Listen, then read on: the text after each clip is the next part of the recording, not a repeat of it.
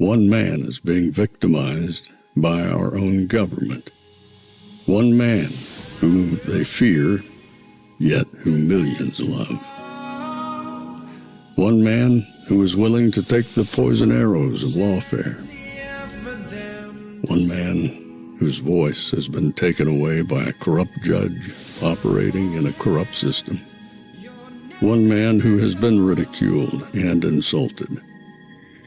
One man who refused to back down. One man who refused to back down. One man who refused to back down. One man who stands between us and them. One man that wants to see America protected again. One man who wants to see America prosper again. One man who understands that a man is a man and a woman is a woman. One man who understands and protects the blessing of life. One man who wants to restore American exceptionalism. One man who once again wants to make America that shining city on a hill for all to see. A place where all the people of the world glowingly set their eyes upon. America. One man who unashamedly wants to make America great again. That one man is Donald Trump.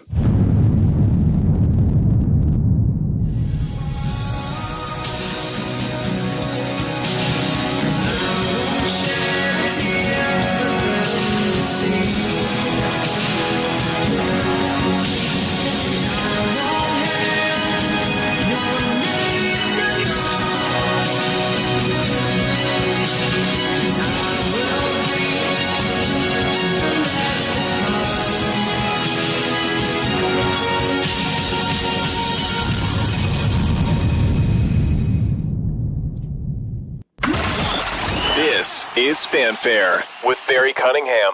Hello, everybody. Welcome to, I can't even remember the days anymore, Tuesday evening show. This is going to be a lot different than this morning because I've got to make a segue. I have to, for my own edification, for my own sanity, begin making a segue. I can't keep talking about this insanity that these people keep talking about and spewing everywhere. The pollsters, everybody on X, the panicants, blah, blah, blah. I can't watch Fox News anymore because all they do is talk about the Guthrie kidnapping as if it's the only kidnapping in the world. If I was a truck and somebody stuck a dipstick up my rear end, they would say, he's full. There's nothing left. I don't care to talk about this anymore. It's a distraction. It is a distraction because the Democrats have nothing to talk about, and the people on the right who don't want Trump to win, who don't want Trump in office, who don't want Trump to succeed, they are perpetuating it.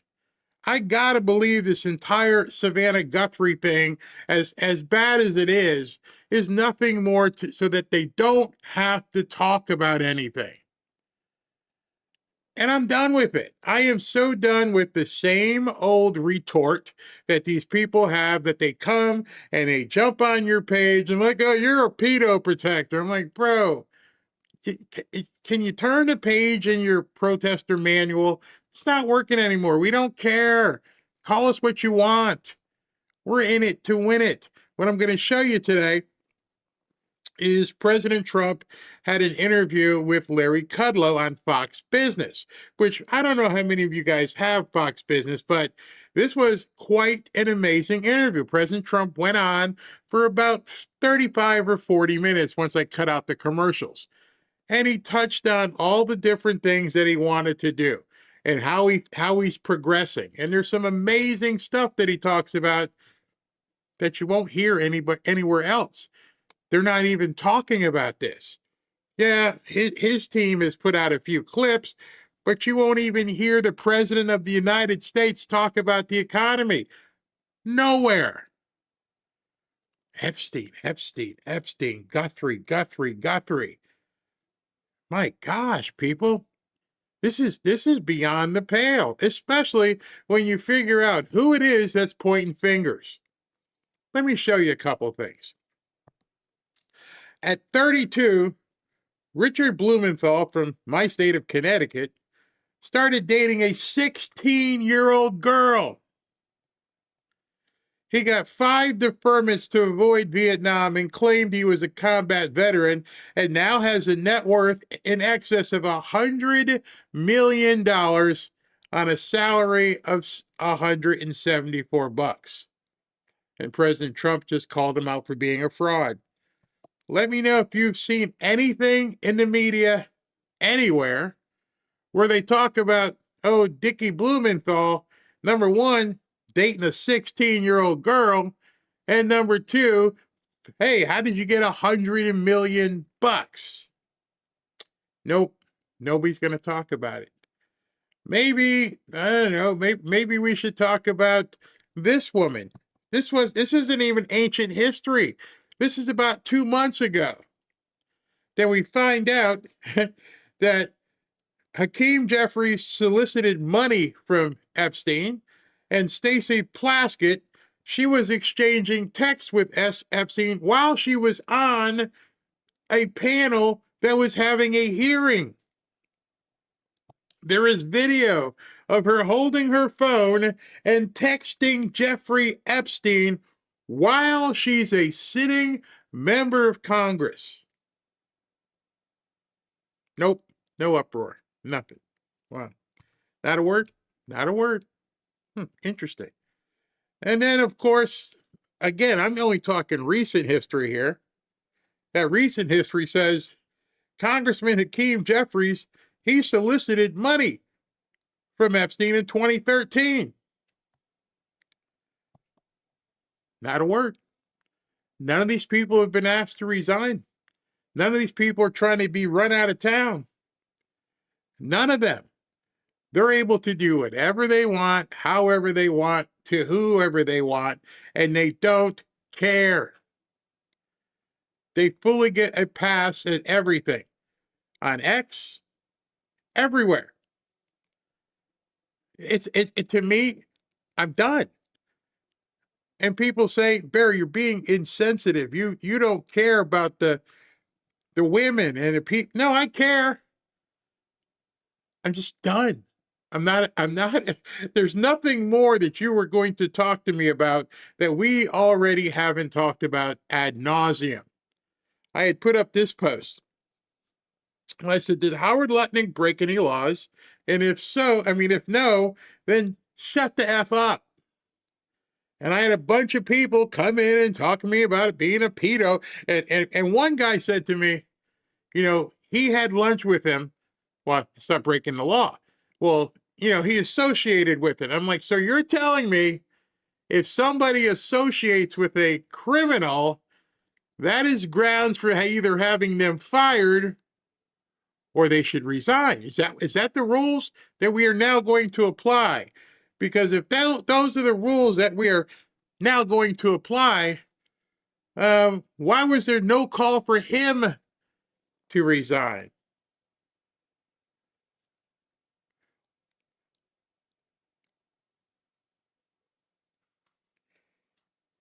It's bullcrap. It's all bullcrap. And they're trying to get you off your game. I laugh at them. I completely laugh at them. They don't expect you to respond, so they get kind of took off kilter when you actually call them out on their bullcrap. I am not going to deal with it unless somebody is arrested. Unlikely. Or unless one of the women decide to come forward, even more unlikely. I am not uttering a single word about Epstein moving forward. Done. Over it. Because there's nothing here that's going to improve my life. In fact, it takes away from the enjoyment of my life because I just have to just go, I'm tired. I don't want to do another show tonight. I'm over it. And Robin's like, you want to fix that? I'm like, yeah, just don't talk about this stuff anymore. If people want to be stupid and just keep pretending as though this is the worst thing ever because Howard Lutnick had lunch or Trump somehow is in the emails. What did Jamie Raskin say today? 1,000,000 times. I I will not allow my intelligence to be insulted any further. And I urge you to do the same. Tell everybody I gave at the office. I've got the Epstein stuff. Until you want to show some videos, which I don't recommend you watch, or if you want to show me some pictures, which I don't recommend you see, I am done with all the chatterboxing. Because that's happening right now, because even the Democrats don't want to see anybody prosecuted. I mean, we'll cover Hillary and Bill when that happens, but if it happens. But other than that, the Democrats have figured out, you know what? Let's just keep talking about this and nobody's going to talk about anything good. Nobody will pay any attention to what President Trump is doing and what his agenda is, because we'll just fill the airwaves. Epstein, Epstein, Epstein, Epstein. And I am no longer going to put a waiver and say, yes, I care. It's heinous. We all care. Every single one of us, if you're a human, you care. If you breathe air on this planet, you're like, that sucks. Every single one of these people, if they did something that can be proven, they need to be swinging on a tree someplace. But unfortunately for the idiots, an email is not evidence. A mention in an email, imagine that. You could be saying, I can't believe effing Trump did this. Oh, he was mentioned. What the hell does that mean? What is it? Mentioned? You can't do anything with a mention except what they're trying to do is basically convict people in the court of public opinion. And it's going to get worse tomorrow. It's going to be much worse tomorrow because Benjamin Netanyahu is in town. And here come all the anti-Israel people. They'll be out in full force. They've got their marching orders. Destroy Benjamin Netanyahu. I'm so over the bullshit. I ain't got time for it. Life is good. Life is very good. I came home from the afternoon show and I was sitting out by the pool and I looked over at Robin and I'm like, why am I bothered doing this? She goes, you love it. I'm like, well, I don't love what's happening right now. She goes, just don't do that part anymore. Smart woman. So that's where we're going to move. And I'm going to be talking on this show as we move forward. And we're going to talk tomorrow. I guess Pam Bondi has a hearing. We'll cover that. And I'm sure they'll question her about Epstein. But let them question. I'm not going to cover it. I need to move on. I need to do what's best for myself, my family, and you, who need to understand what's going on. I can't look at certain pollsters who do nothing but doom post every single day, 100 times a day, and don't explain to people anything. Maybe it might be time to stop trying to get news off of X. Maybe if I can find stories that aren't originating on X, they might be more important to talk about. It's going to be hard, but I'm willing to do anything so that I don't have to deal with this cesspool that they seem to be going forward on. And then tonight, they find out that lead singer for Nirvana, Kurt Cobain, may not have committed suicide. What happened? They say, well, it seems as though maybe his wife was working with the CIA and she was trafficking women and he got killed. There are no conspiracy theories. It's amazing that everything that we've talked about for literally years, that people are starting out, hey, did you know that his wife, he ain't the only one. Maybe that's what we should do. Maybe we should start revisiting conspiracy theories that now have been found out to be true or have truth to them. Like voting in Georgia. Oh, it's a conspiracy theory. Oh, yeah, we're finding out that the things were wrong. Mm-hmm. Come with me. Come with me and try to cleanse your mind of some of the bull crap you're being fed on a daily basis. And understand life indeed can be what you make it in this country. The opportunities that are available to you and how you can seize it. And there may be people here who don't want to hear that. They can't help it. They're just loving all the muck and the mire and the gossip and rumor, instead of looking at life and saying, that's crap, I'm going to look here. And I think that's what President Trump was trying to do tonight. I think President Trump was trying to tell people, look at what's going on. And as I've said to you many, many, many times, when you're listening to this interview, I want you to look at his face. I want you to look at somebody who exudes confidence. Somebody who's pretty much telling you, we got this. It's going to be better than you can even imagine if you actually look, if you actually focus on what I'm bringing to the table. There's no accident that these people are trying to go after Howard Lutnick now, like they went after Kristi Noem, like they went after Tom Homan. Everybody's a target. I'm a target. Dan Bongino, huge target.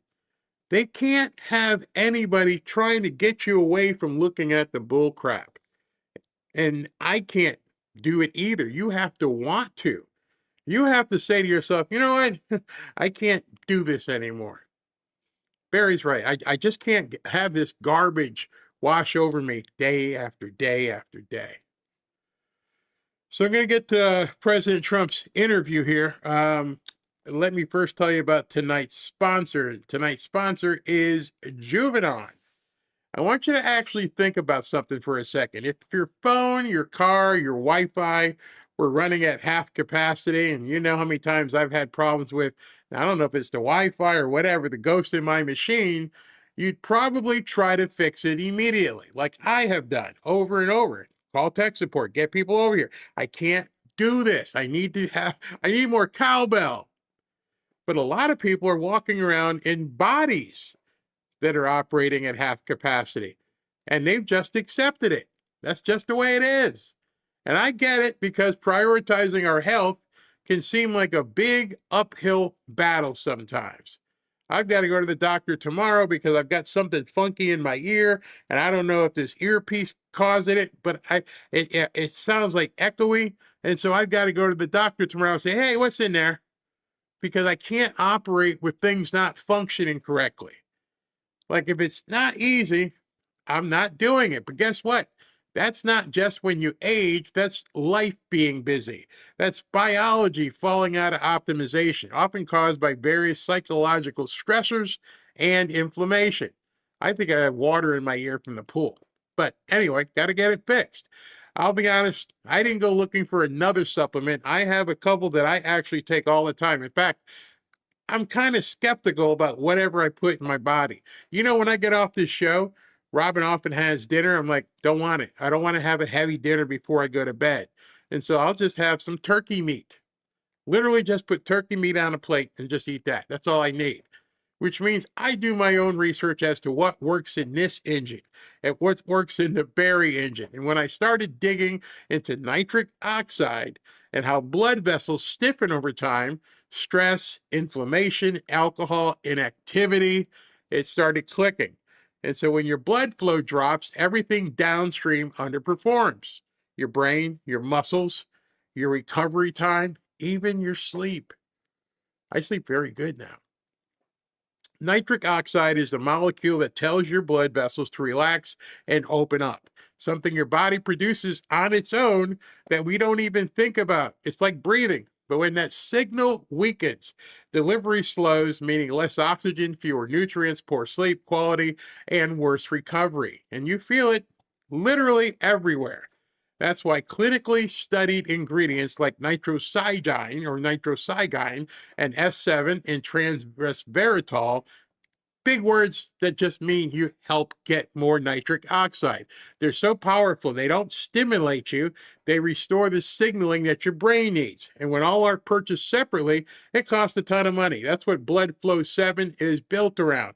Not hype, not caffeine, just supporting the building of nitrous oxide the way your body actually uses it, helping your body in doing what it already knows how to do naturally.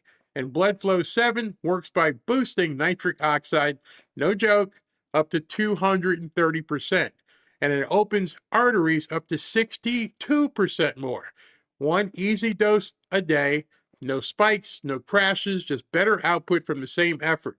Systems optimized all over again. Energy levels back up, better circulation to your brain, your heart, and other areas that might need a little extra help sometime. If you're done accepting that this is just how it is as you get older, take a really good look at Blood Flow. Go to bloodflow7.com/Barry. Try it for a few weeks and pay attention to how you feel. And if you want the stronger stuff, the leaded version, try the Nitro XXL version. It's 3 times more potent. That's bloodflow7.com/Barry. And by the way, you'll get 30% off using my link. So you can thank me later, because when you get that kick, you're going to feel it. All right, so let's get into this interview. Again, if you guys aren't familiar, Larry Kudlow is from Fox Business. He used to work in the prior Trump administration, and President Trump really respects Larry. And I'll jump in here and there, but for the most part, I want you to hear what President Trump says. And also, as I said, look at his face. With everything swirling around him, tell me if you don't see the calm confidence in this man. Understanding that they've indicted him, they've impeached him, they've shot him, they raided his home, they embarrassed him in front of his wife and his kids.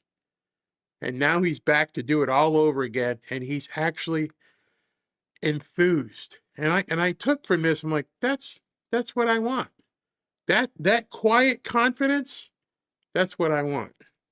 Mr. President, welcome. Thanks for coming back to the Kudlow Show. We appreciate it, sir. Thank you. Thank you, Larry. Anyway, I thought I'd start with Dow 50,000. Congratulations with America. That was your Truth Social. The economy is hitting on all cylinders. Most of the experts have been completely wrong about it. So as you look at this thing, it's the midterm elections and so forth. How good a year is it going to be, 2026? Well, I think it's going to be great. When you say 50,000, and by the way, S&P 7,000, which Yes. is, I guess, almost the equivalent, I think. It's a huge number. When you think about it, right? And I remember when I first won, they said, if he gets the Dow up to 50,000 by the end of his 4th year, he will have done miracles. And we're at the end of the 1st year. So when you think about it, that's great. And the S&P, the same thing. And everything else. I mean, everything's going great. We inherited a total mess from Biden. And not only the borders, but the economy, the inflation. The inflation was the worst ever in history. They say 48 years, but basically ever in history. And prices were high. And you don't hear them use the word affordability anymore. They can't use it because we brought the prices down. Oil now, I was in Iowa last week, and they were at $1.85 a gallon. And if you go all over the country, in many cases now it's broken $2 a gallon. And that's like a major tax cut. Yeah. We've given them that too in the great big beautiful bill. So we've had a very good run, and we want to keep it going. So interesting. Falling energy prices permeates the entire economy. It's so big. Hundreds and hundreds of people don't understand that and never give you credit for it. So the signature legislation embodying the policy was the One Big Beautiful Bill. It was a One Big Beautiful Bill. That's right. The tax cuts, deregulation, energy dominance, and the tariff reciprocity. Is there any plans to do a second big, beautiful bill? Is there another reconciliation bill out there? There might be deeper tax cuts or more deregulation or what? Anything of that nature? So when I first came in, we met with John Thune, who's a terrific guy, and with, as you know, Mike Johnson, the Speaker, and we had about 17 different bills. And I said, let's put them all together. And everybody was against. They weren't really, but it was a long shot. I lobbied you for one big, beautiful bill. And you remember? did. It was You after did. the Army-Navy game. You did, and Yes. plenty of people said, you can't get it done, don't do it, it'll be bad. And we put everything together, and this was a 4-year package. And we put it together, and we got it passed. And it was sort of a miracle, because, you know, I think it worked the other way. There was something in there for everybody. That's how we got it passed. I'm not sure that we would have gotten very many of those bills, but we had many bills. We put them all together. And so in theory, we've gotten everything passed that we need. Now we just have to manage it. But we've gotten everything passed that we need for 4 years. Do we have other things in mind? Yeah, we do. We have things in mind. And we have perfecting a little bit of what we did, because this is the biggest bill ever passed in the history of Congress. And it's a great thing. But we also have other bills we want to get. We want to get the Save America Act passed. Save America is on voting.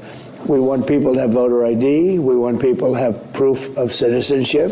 And we want to have no mail-in ballots other than if you're in the military or you're sick or you're away or some reasonable but good excuse. Can that get done, you think, before the midterm elections? It polls at about 94%. Including Democrats are at 87%, other than Democrat politicians, because they cheat. It's a huge vote. I guess the House is going to re-vote on it because of the photo ID, right? Which is so important.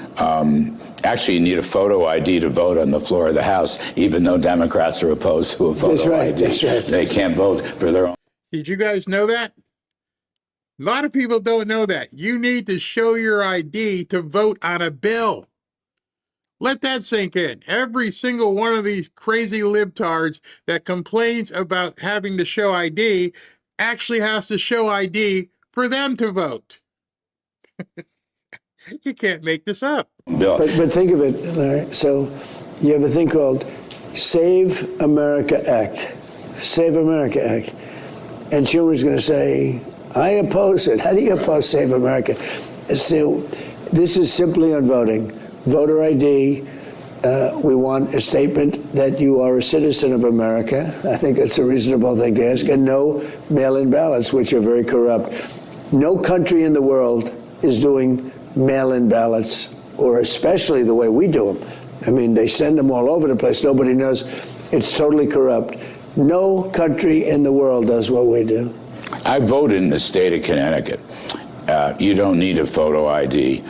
You can vote if you just show them a credit card or a debit card, which anybody can get their hands on. I think it's a scam. I mean, it's just remarkable. Connecticut is a very corrupt voting place. That's why a guy like Blumenthal can keep getting elected, because it's, he admitted that he cheated on the war like nobody's ever cheated. He said he was a great war hero from Vietnam.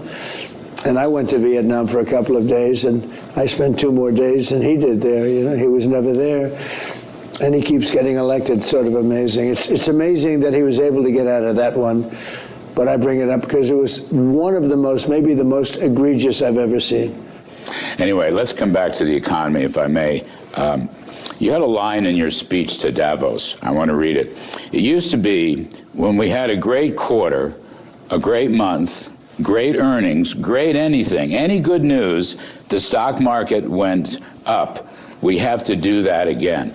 So the thought occurs to me, it's happening. You've had great earnings, you've had great GDP, you're running 4% plus on GDP. Nobody thought that possible.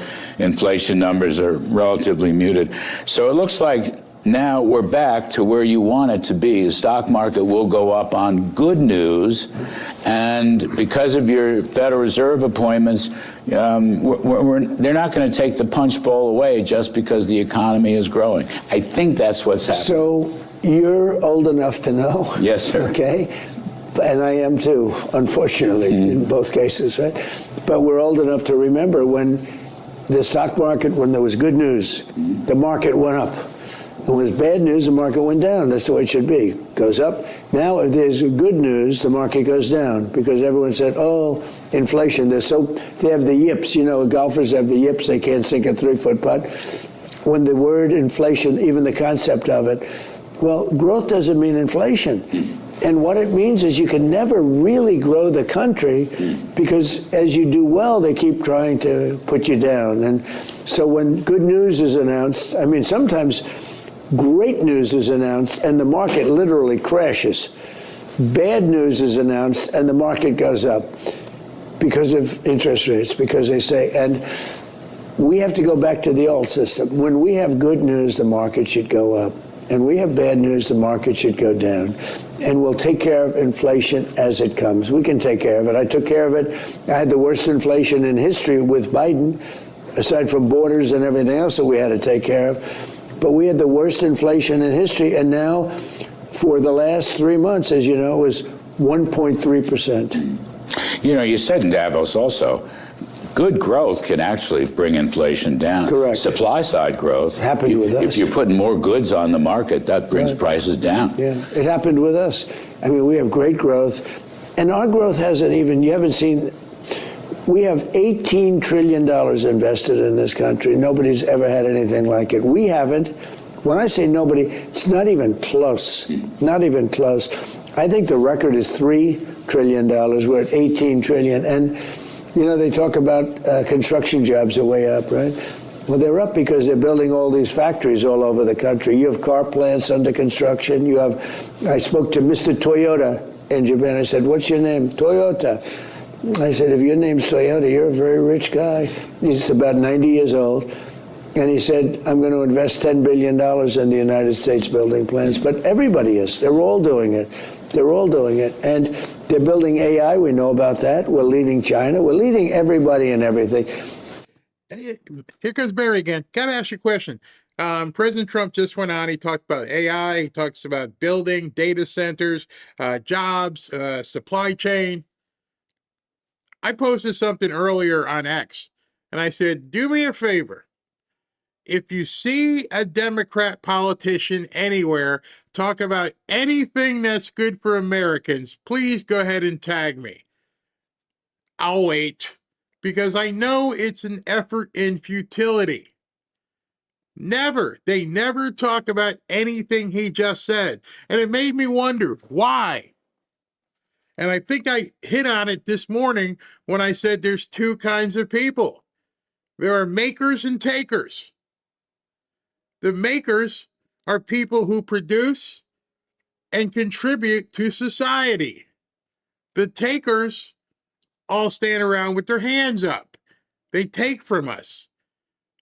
And so if the Democrats are primarily made up of takers, they have no interest in anything President Trump just said. They're not in the stock market. They don't understand how the stock market even affects them. They probably don't use anything in AI. They don't understand how the gold and silver markets affect them. The only thing they care about is their EBT cards and their welfare deposits. That's it. I can't imagine living my life wondering what's going to happen on the 15th of the month. Am I going to get my EBT money and my free food? But that's the difference. And I'm not talking about people on Social Security or who are retired. I'm talking about people who get up every single day and go to work to try to provide for themselves and their family. And on this side, you got a bunch of people literally sitting on their ass and getting paid. And the Democrats have decided that those people who do not contribute to society are more important than Americans who do. Excuse me. And that's the absolute truth. It's disgusting. It's as disgusting as some of the other stuff you're seeing right now. When you sit back and you think all the money at USAID and all the different scams and the government people stealing your money, what's going on in Minnesota, the fraud, it's inexcusable. This is the greatest period of anything that we've ever seen. Plus, we have a powerful military, a great military, strong, that I rebuilt in my first term. Because I had a great first term. You remember very well. You were there. But we had the greatest economy in the history of our country in my first term. We're blowing it away now. Yeah, the numbers are even greater now. So Kevin Warsh, your Fed nominee, so he wants to change their models. He doesn't believe that growth causes inflation. It's a whole new game. It may take him a bit to change the board staff, but it seems to me that he's going to change that now. Is that the principal reason why you wanted him there, changing models? I liked him. I don't know. You know, it's not even, yeah, it's that, but I just liked him. I think he's somebody that's going to be a real influencer. I think. All right, so you know, I say it, I haven't said it enough lately about skating to where the puck is going. So now you know, by hook or crook, one way or the other, by sometime in May, Jerome Powell will be gone. Mark it on your calendar. I'm not sure the last day that he's supposed to be there, but he will be gone. And a new guy is going to take his place. A new guy who plans on doing all kinds of things to facilitate the Trump economy. Ergo, if you know that's going to happen in May, get yourself set up in April to take advantage of what's coming in May. Turn out the pedo stuff, turn off the Epstein thing, turn off the Guthries, start figuring out what you're going to do to take advantage of what is about to happen.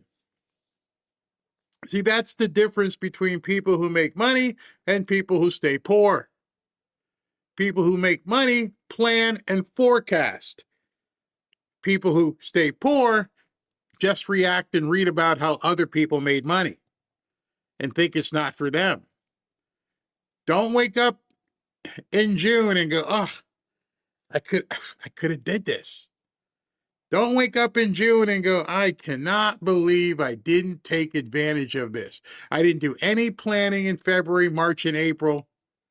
I didn't realize how things were going to be once this guy took over. You see, the Democrats know. The Democrats absolutely know.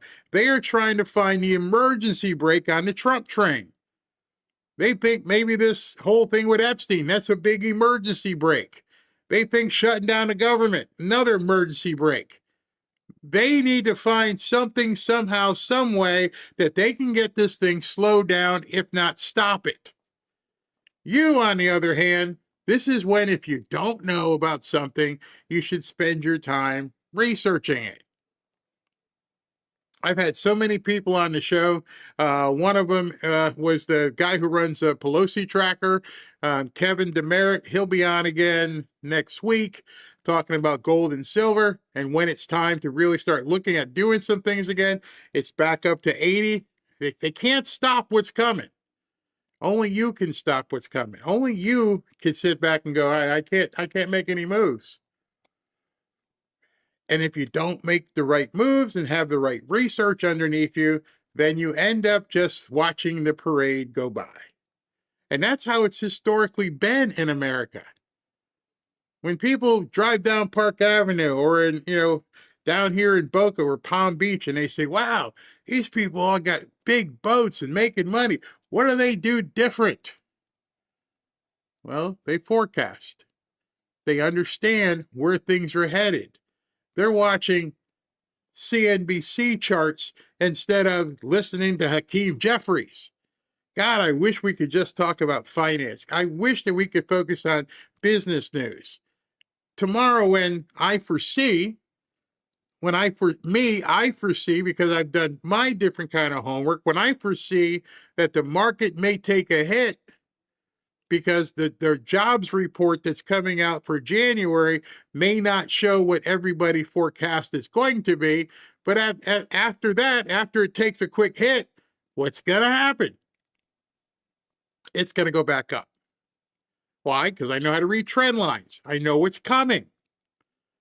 And so there's an opportunity tomorrow that some people are going to just miss. The news will just be pointing fingers at Trump. Oh, look what happened. There was the jobs and everything. Things aren't as well as they thought. No, drop. And then people are going to rush and go, look at that dip, baby. Look at right here. If you get the right different companies and right different plans to take advantage of that dip, you're going to crush it. You know, coming in May or June, that the interest rates are going to drop probably precipitously. Maybe you're thinking about, maybe I should refinance my home. Maybe I should go out and buy a new home. That's the kind of planning people with money do, whereas the takers, they just sit there and wait for someone to give them some more money. I need to refill my balance. I need to get my new up balance before my EBT card is low. I need to get my welfare. And you're always going to be on that hamster wheel because you don't have you don't even have any inspiration or drive to get off of it. And I commend President Trump because he's telling you, here's what we're going to do. Here's how it's going to happen. You decide to ignore it. You can't drive by the boat and say, I wish I had something like that. Because he's telling you. He agrees with what I'm saying. Larry, we are paying so much more interest than we should be paying. We're the strongest country in the world.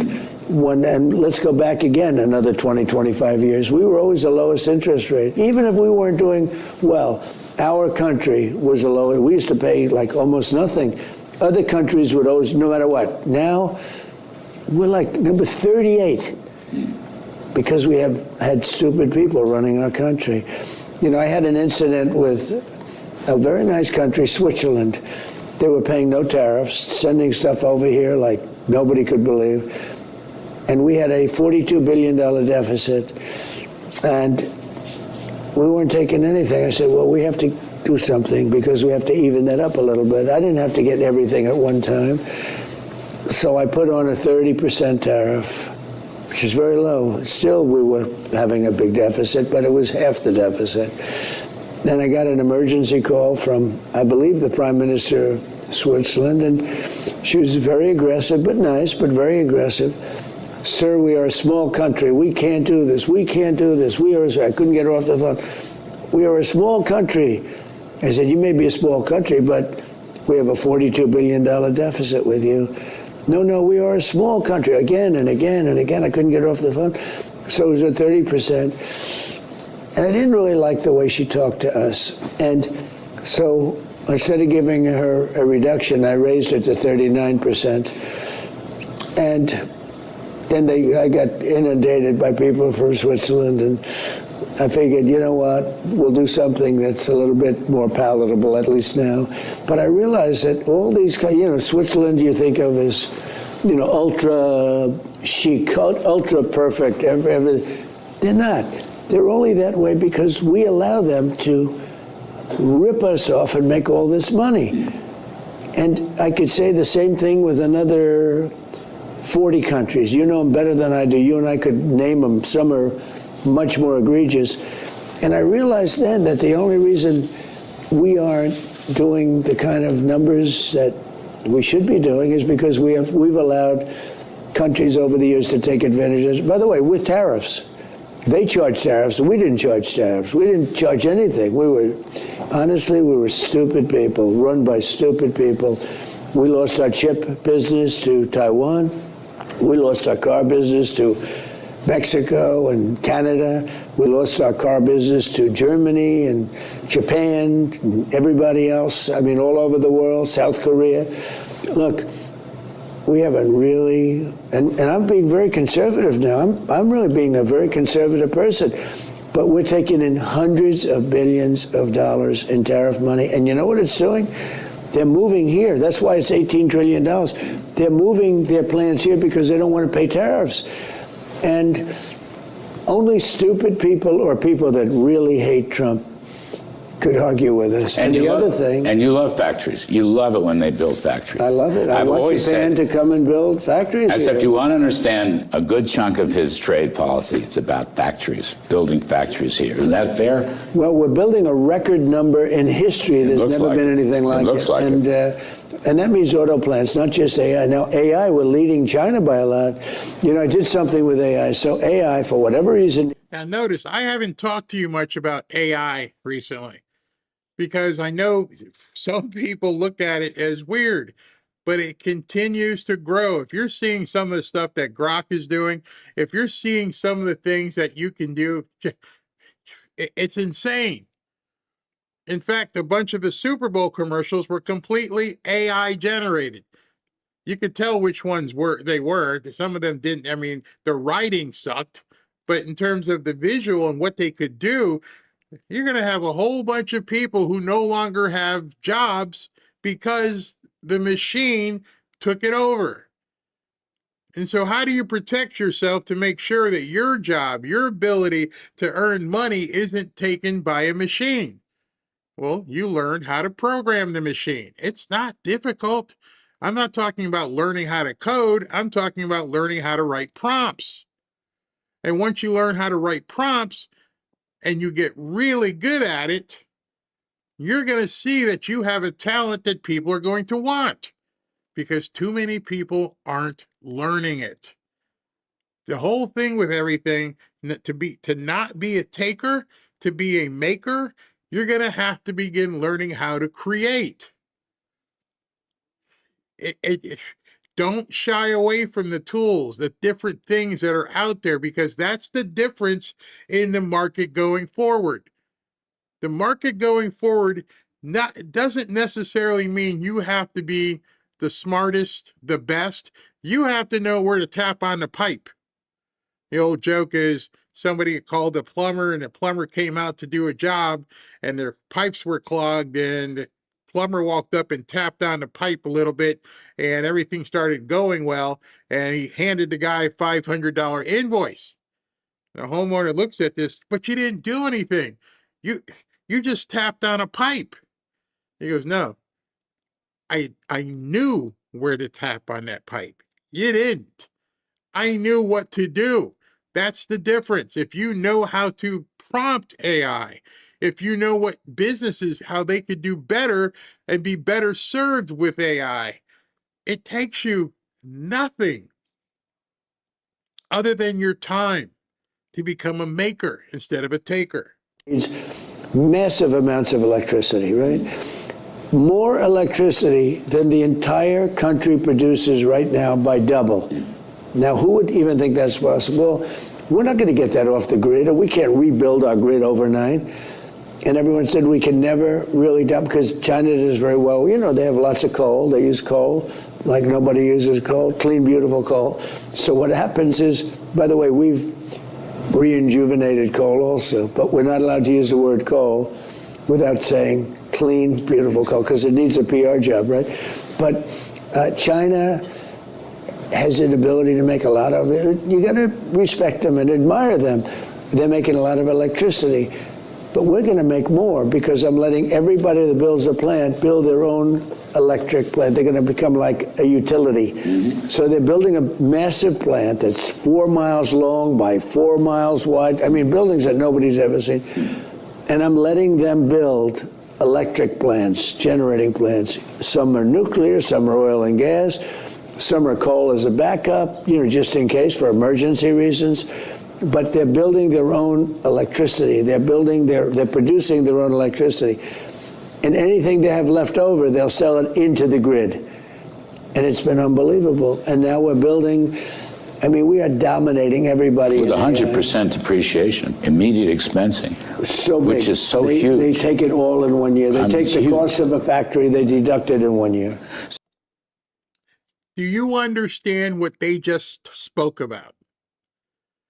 I mean, seriously, I'm not trying to offend or belittle or preach down or talk down to anybody. Did that conversation, that little exchange between these two guys, did you understand what they said about the depreciation, the CapEx, and being able to do it in 1 year? I am not going to talk down to anybody.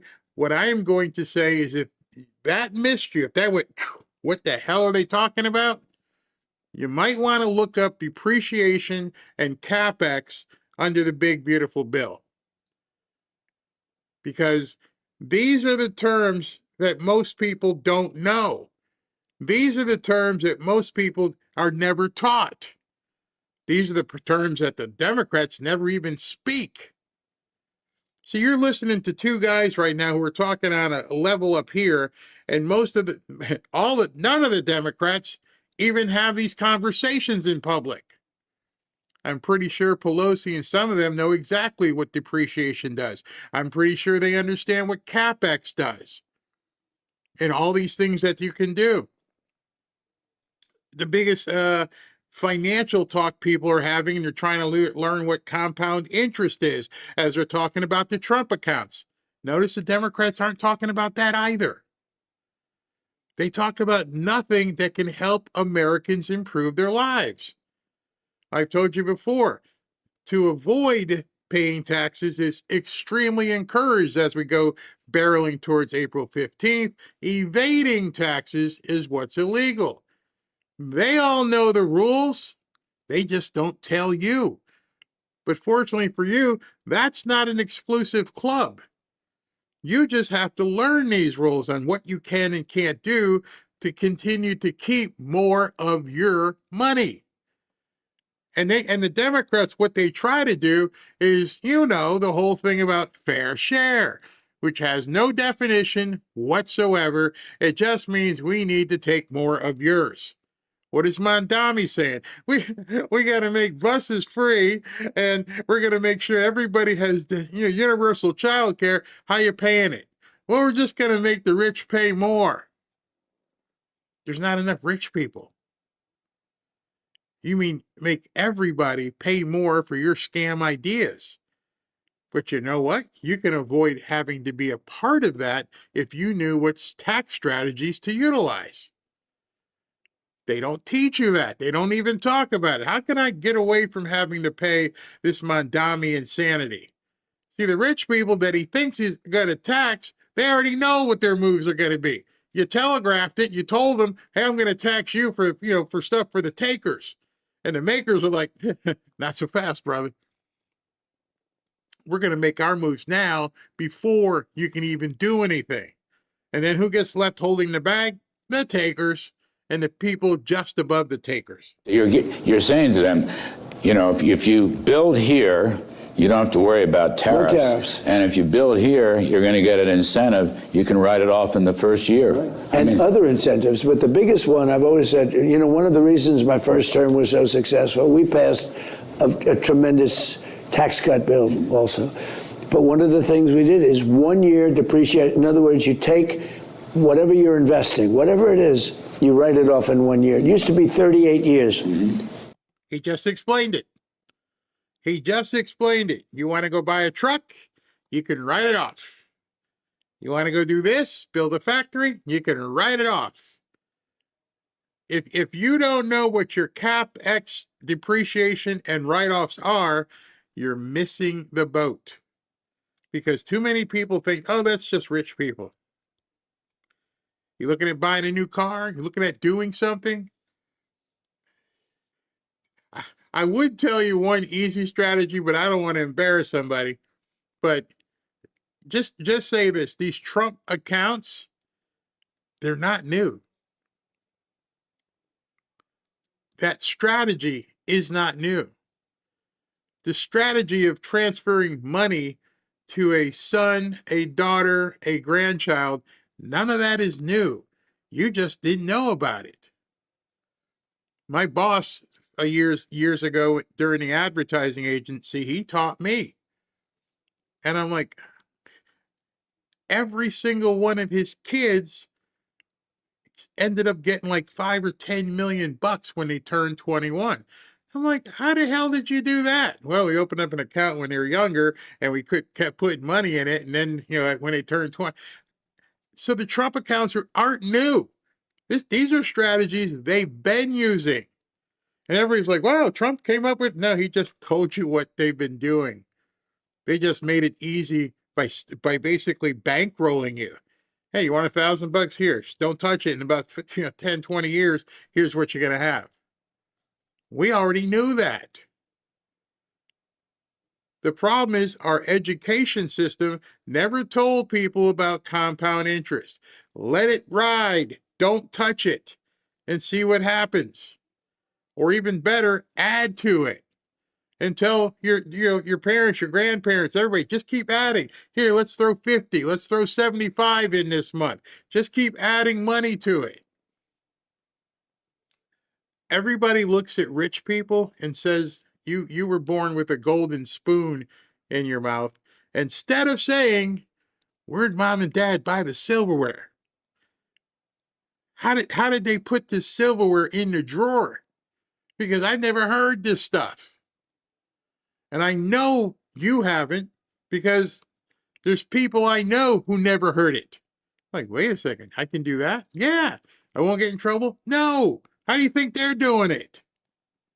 Why do you think certain people get a brand new car every year? Why do you think some people have private jets? You think they just want the jet? Or is there something else that goes along with it? Is there a reason why you're not flying, first class? And don't say you can't afford it. Because what if it didn't cost you anything to fly first class? Oh, yeah. Oh. 42 years, depending on where you were, but 38 years on average. And I let him take it at, and you know what it meant? It meant much greater growth. We had tremendous growth, and I think it's being superseded by a lot. And the other thing is, I've been watching you for years. I'm so proud of you. You're part of the alumni, Yes, sir. And I wanted, I'll tell your audience, first of all, he's great. Second of all, his ratings are great, and they should be.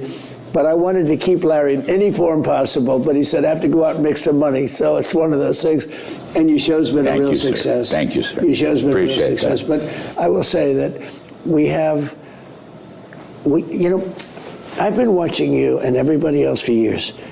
And they say, 3% growth. Oh, this is great, GDP. 3% GDP, 2.5%. They're very happy, 2.5%. All right, now listen to this very closely.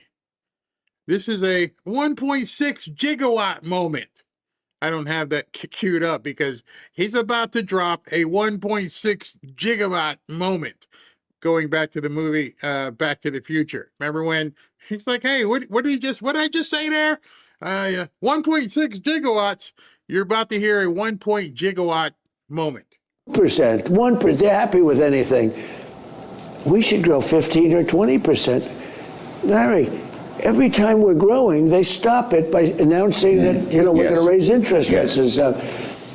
So we're going to do 5.4%, it was announced, with a Democratic shutdown, which cost us at least 1.5 points, okay? People don't realize we could have been at 7%. We should be at 15%.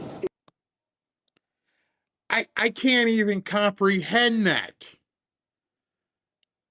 I want you to go and look in your books and look at GDP over the last 20 years, and you'll see it moves in little, pubic hair increments, 1.5, 1, 2. And he just said the economy can grow to 15% growth. If the economy goes to 15% growth over the next 3 years, every single one of you should be driving a Porsche. Every single one of you should have a second house.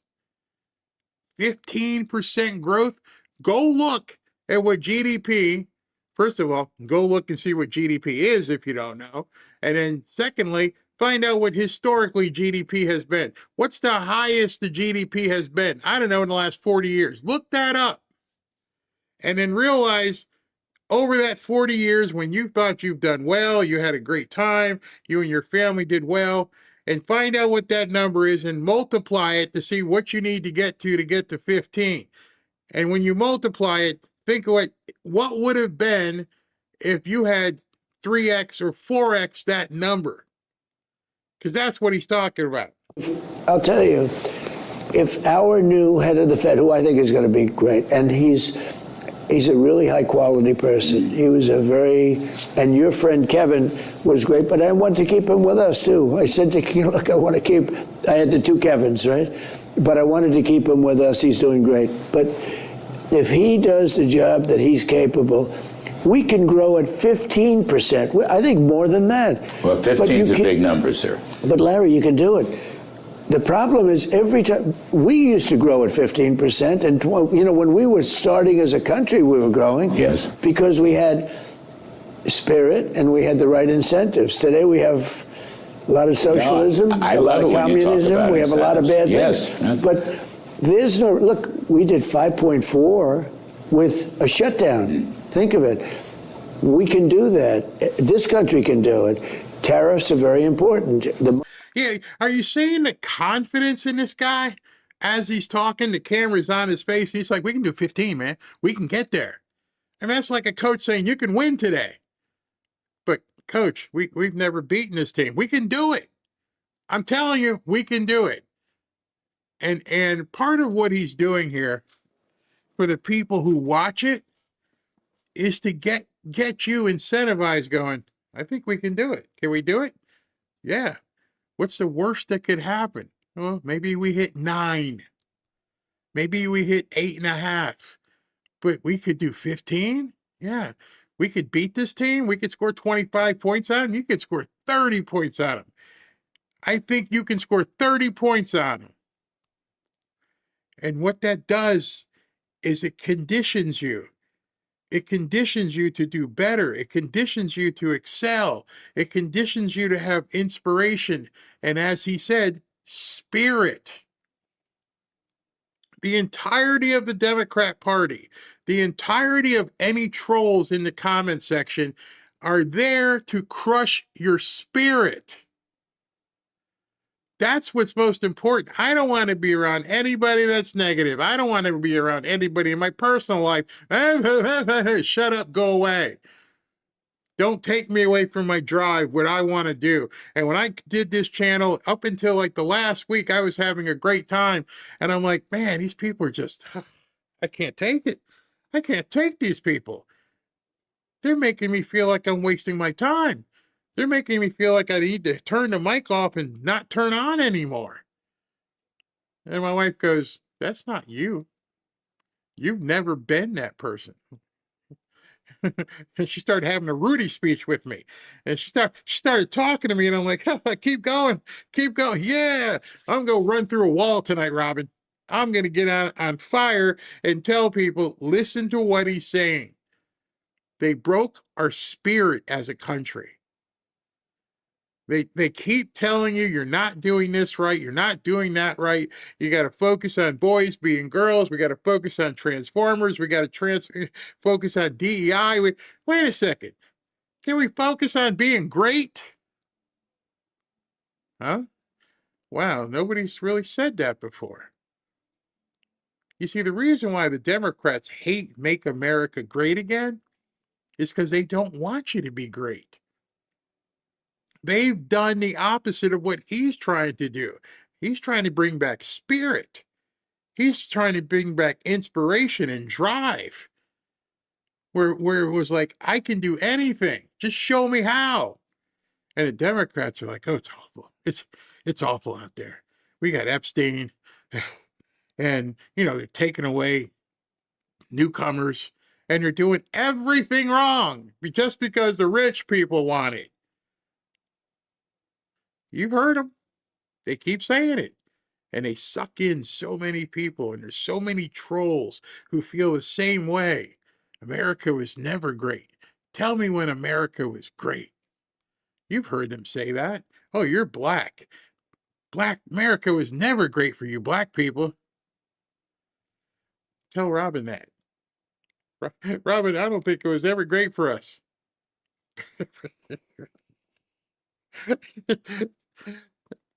Oh, don't let me slap you, she'd probably say. I'm like, yeah, you're right. Because whether there was ups or downs, I never stopped.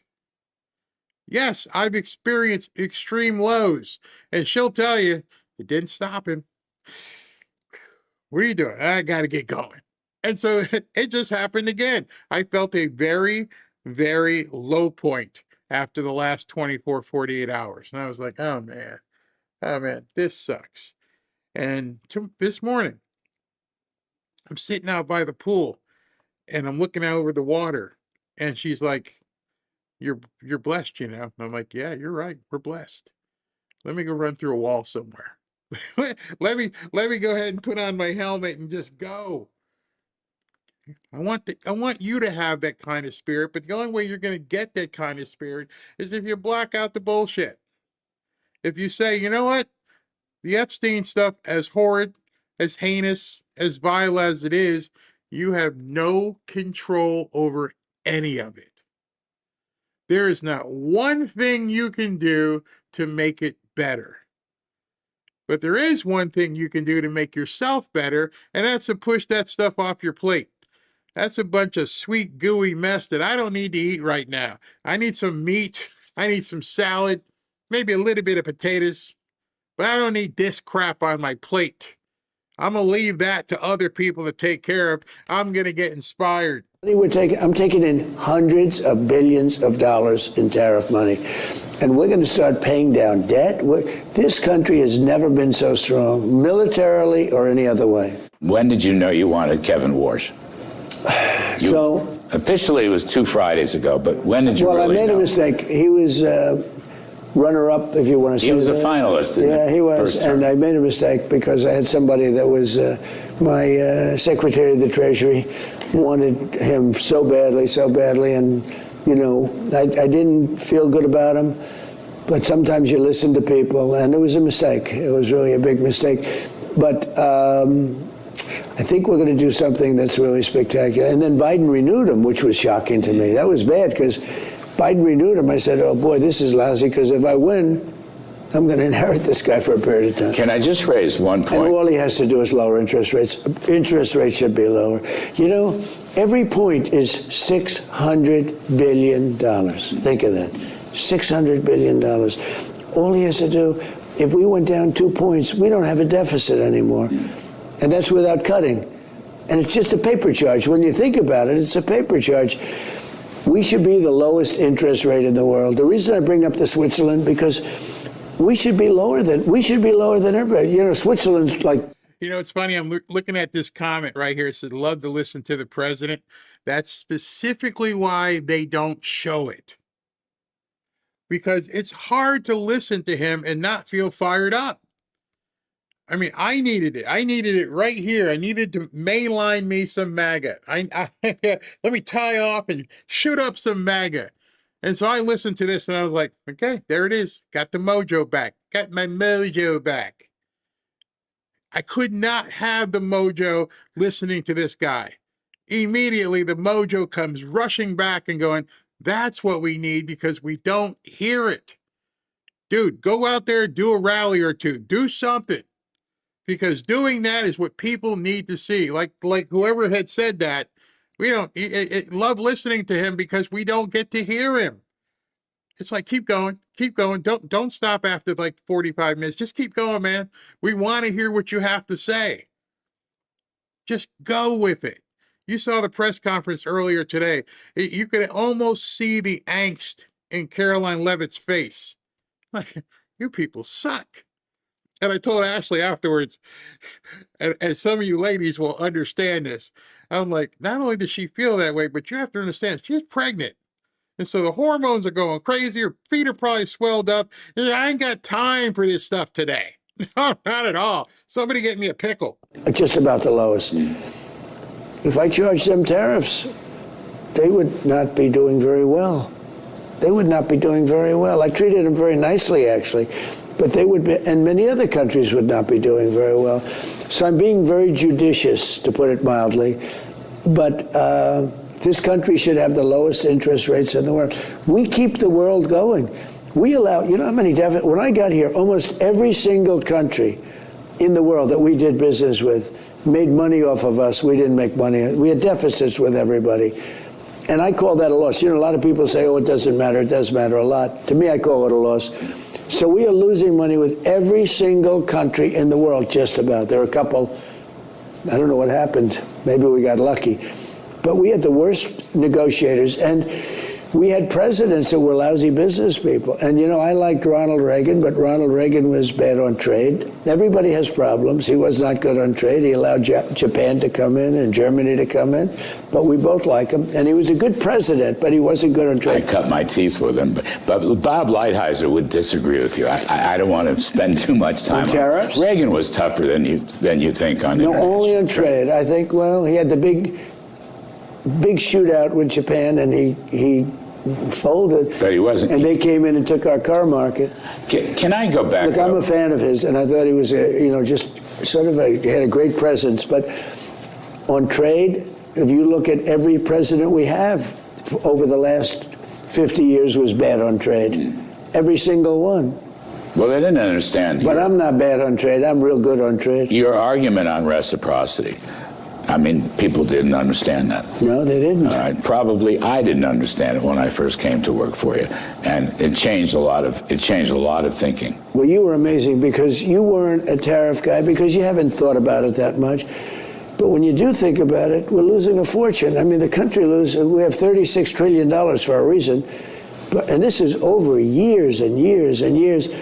But you kept an open mind to tariffs, which is something that, or I wouldn't have been able to make a deal with you, I would have said. And almost immediately you saw the kind of money that started coming. Well, that's right. But the thing is, you yourself, on reciprocity, you're bringing down barriers, okay? Yes. Tariff barriers, non-tariff barriers, and so forth. So I think in your heart of hearts, you're actually a free trader. If you could get the kind of reciprocity that you want.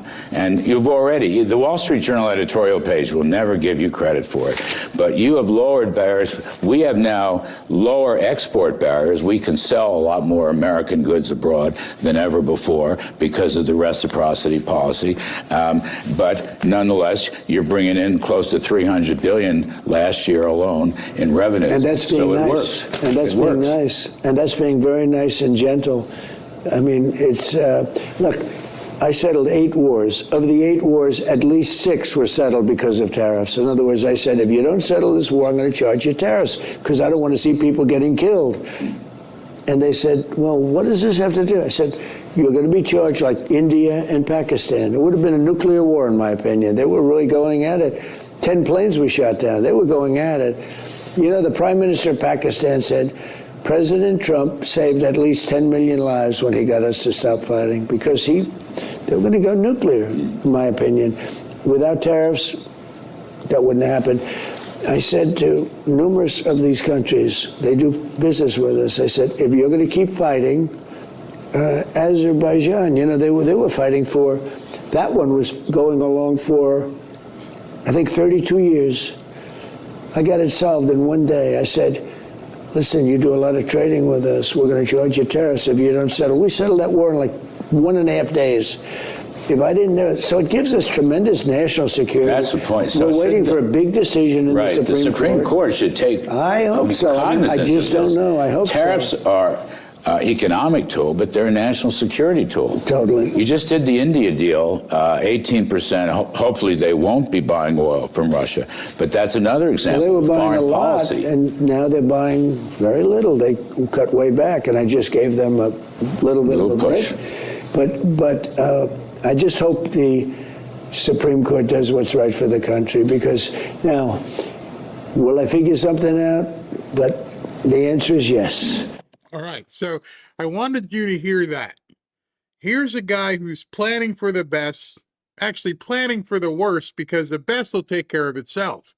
Something I learned a long time ago. Plan for the worst. The upside will take care of itself. So will I figure something out? Yes.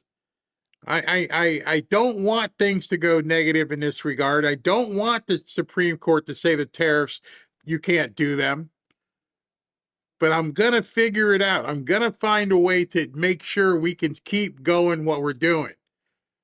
Because what I believe his plan is, and what, he and Howard, I wouldn't be surprised if right before the midterms, assuming the Supreme Court says the tariffs are okay, I would not be surprised somewhere June, July, maybe even August, he proposes eliminating income tax.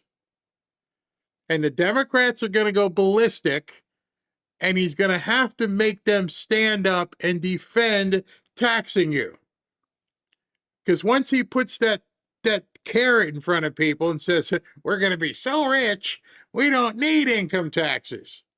He's already said it.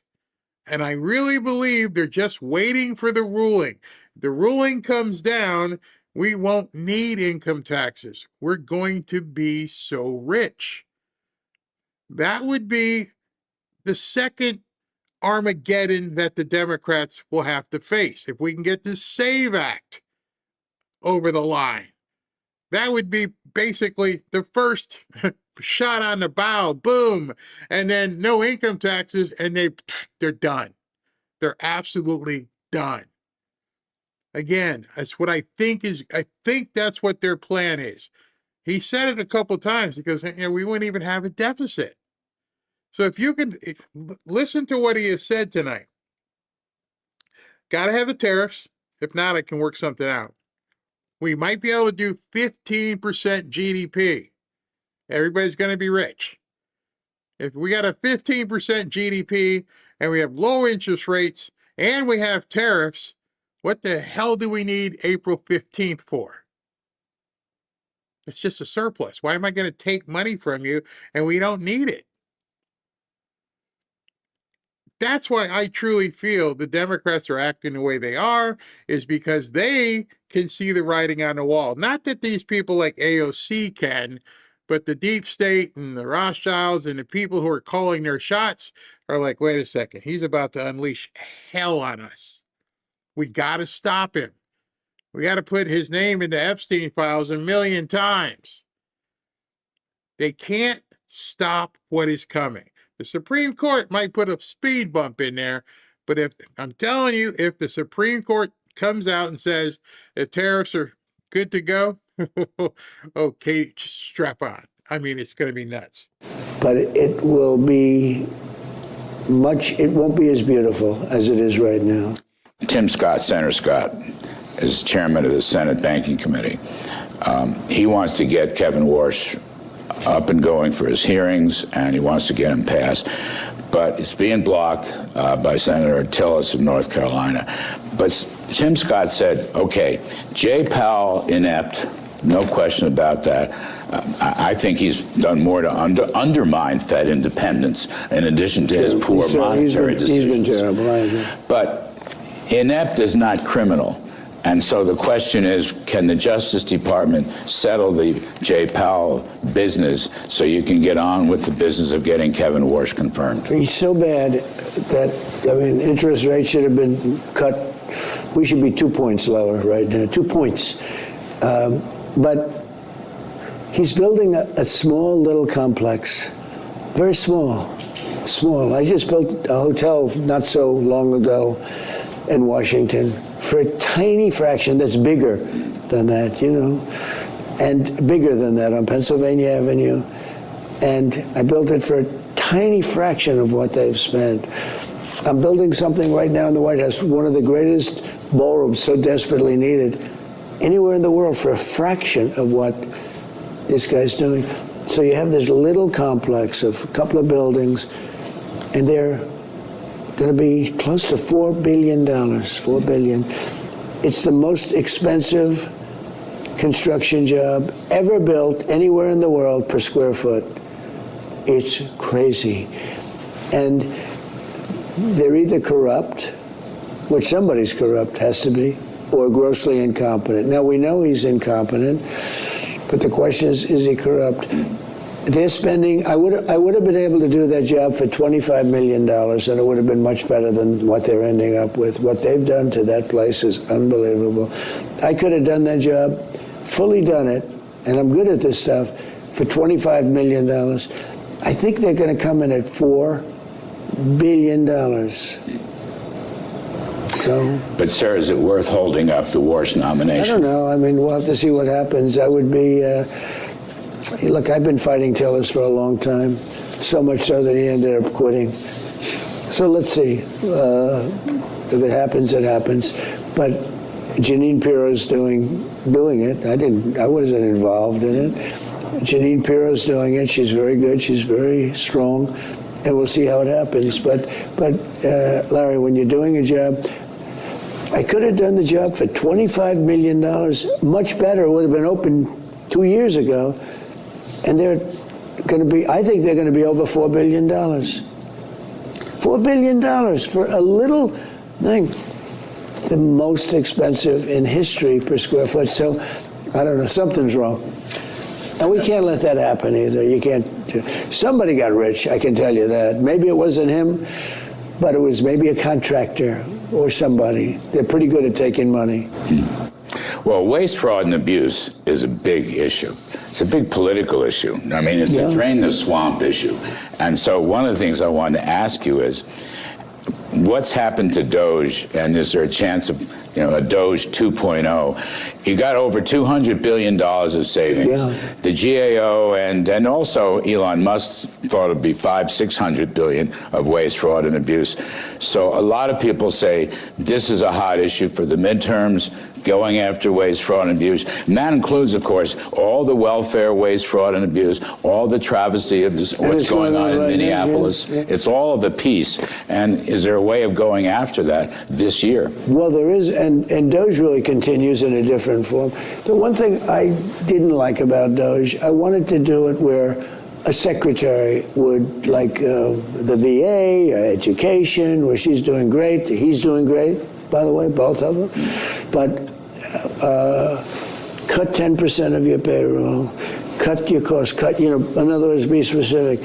When you cut, get rid of the people that are doing a lousy job, okay? In other words, take care of the people that are doing a good job.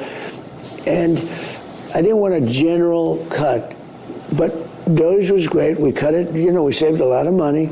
We found a lot of really bad contracts where Stacey Abrams was given like $2 billion, I think, for some environmental, where she had $100 in the bank, and they gave her $2 billion. Oh, so many different things like that. And I think that's in a certain way where it was. Now, we're still doing it. One thing, our employment numbers are very good. But remember, we cut hundreds of thousands of people. I don't want to say it because it sounds so nasty, but it's not nasty. We have to make America great again, right? You don't do that by hiring all federal workers. We want them to be in the private sector.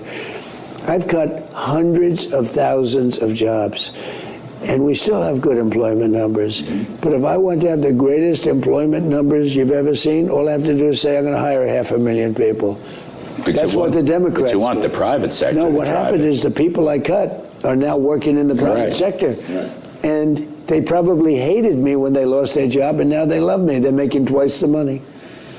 You see, that's one of the things that the Democrats try to use against him, and they'll put out these numbers that so many people lost their jobs because, unfortunately, you got to cut the waste.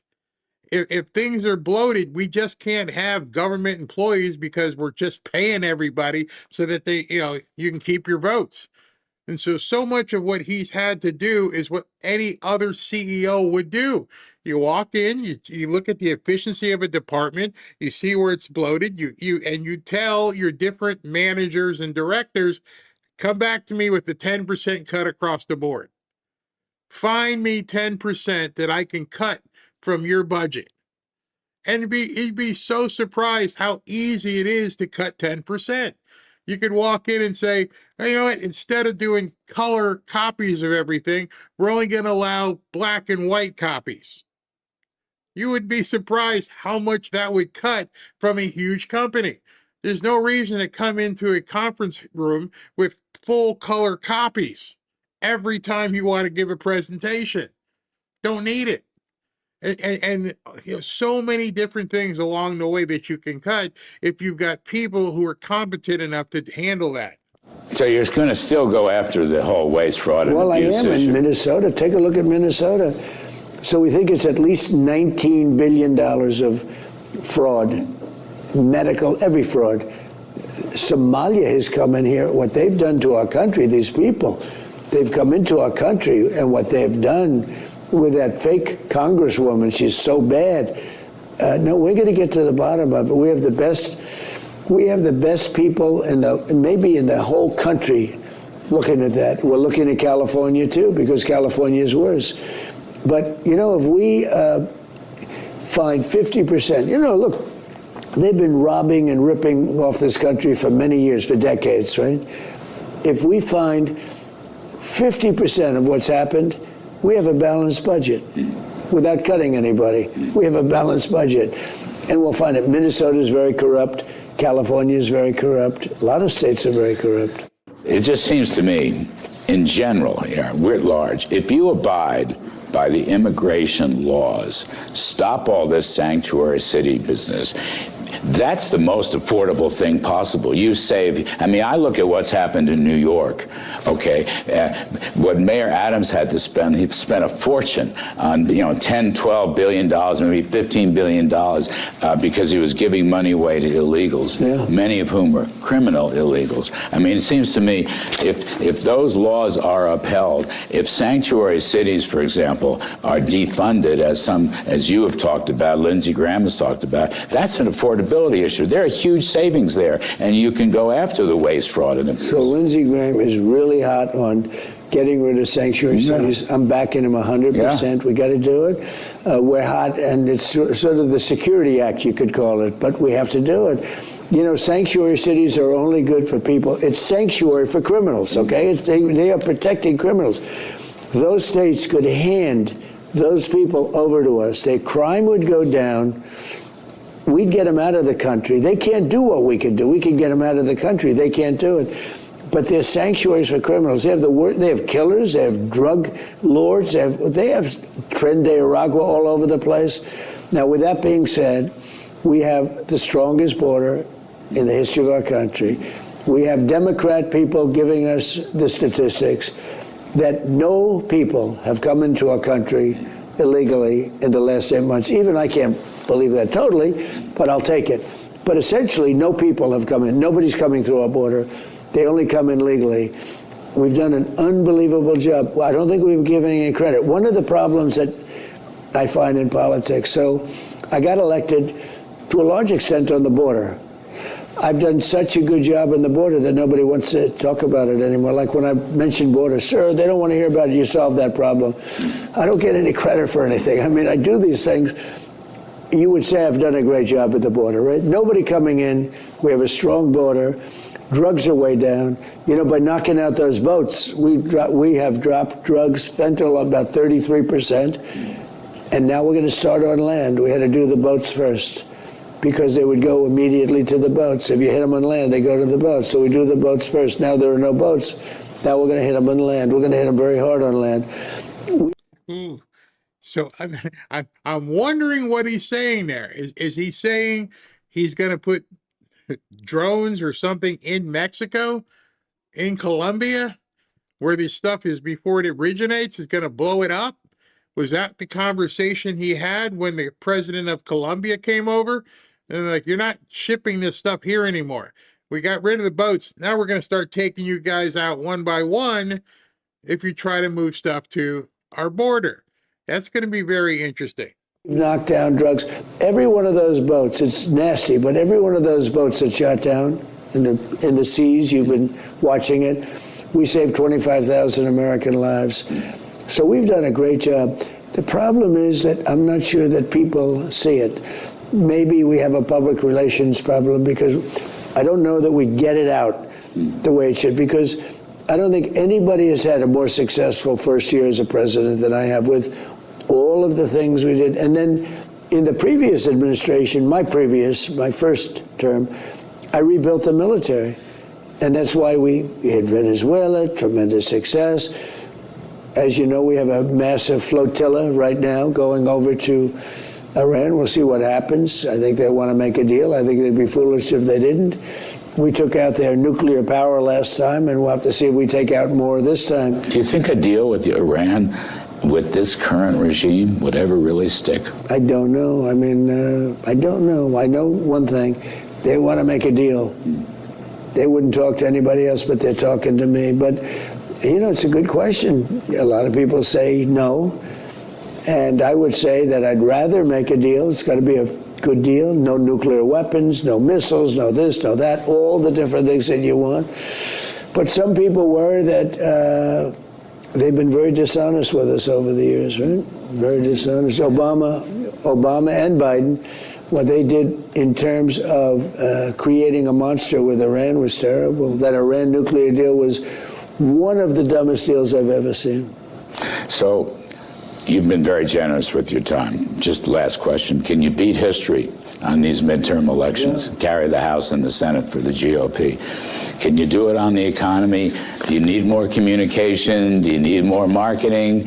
Do you need more help? I mean, the numbers are on your side. The question is, does the public know this? Well, you know, we have a fake news that doesn't get the word out. That's why I love doing an interview. We get the word out. Mm-hmm. But so you ask a question. In 50 years, a president that won, even a popular president, somebody that's done well. I'm popular and I've done well. I mean, I think we have the greatest economy actually ever in history. We broke 50 and we broke 7,000. They said I wouldn't do that for 4 years, and I did it in 1 year.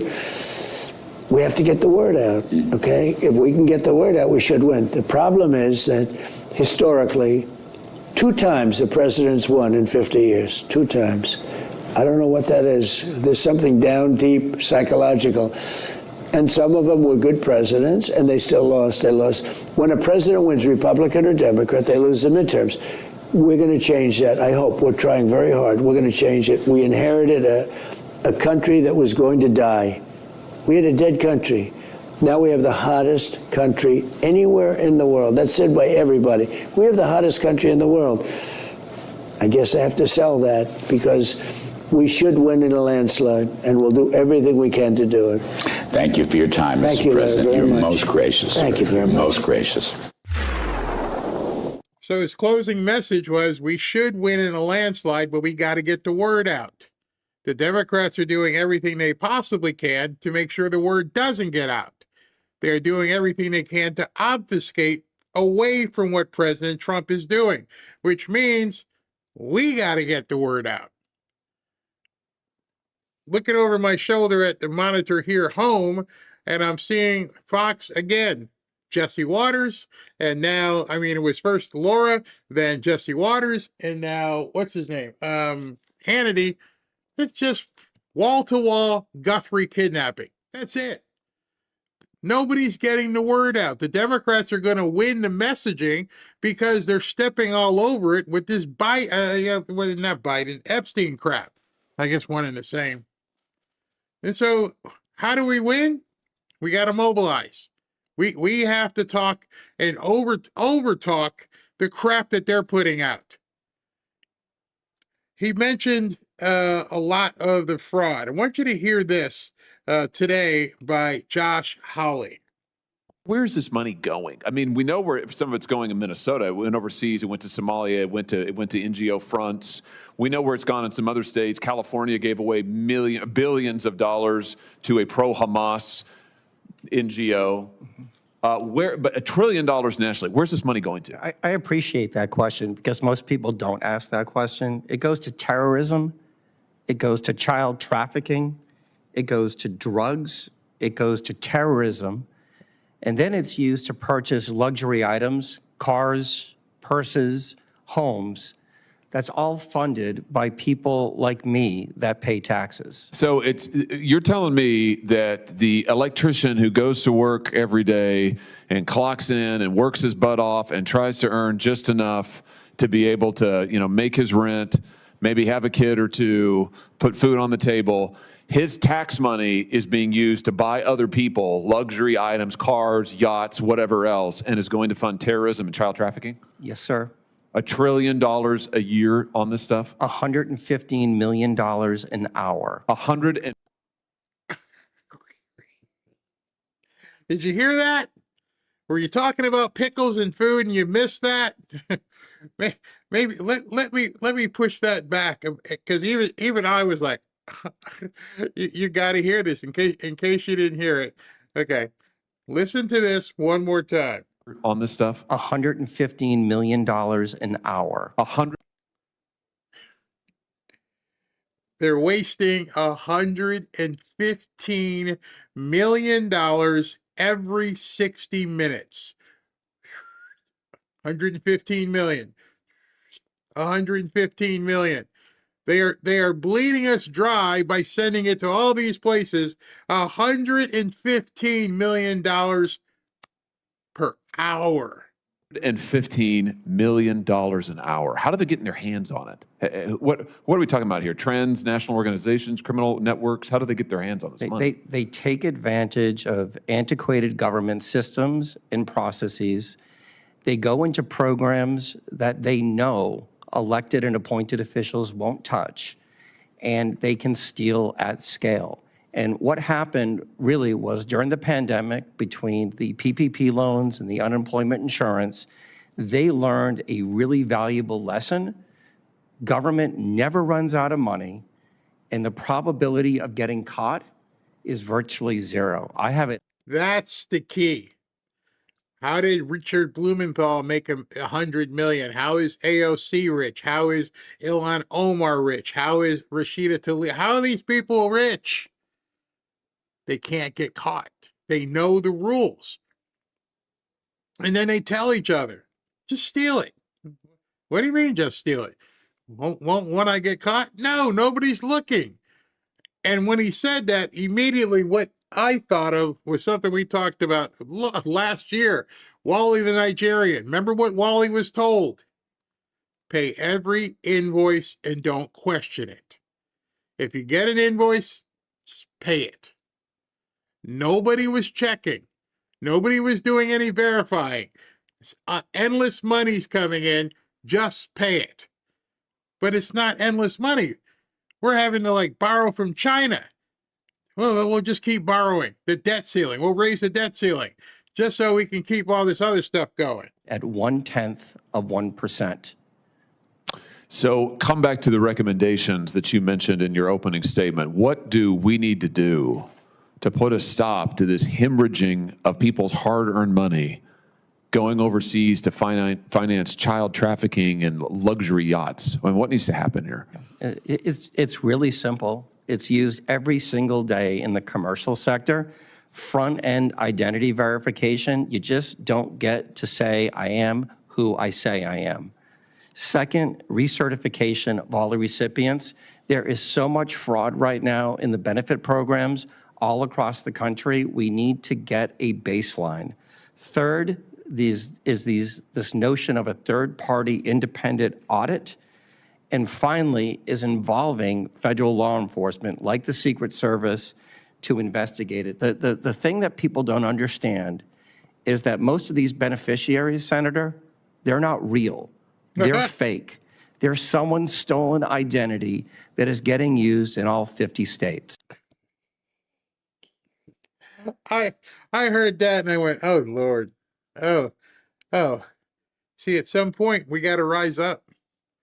Democrats won't even talk about this. Epstein.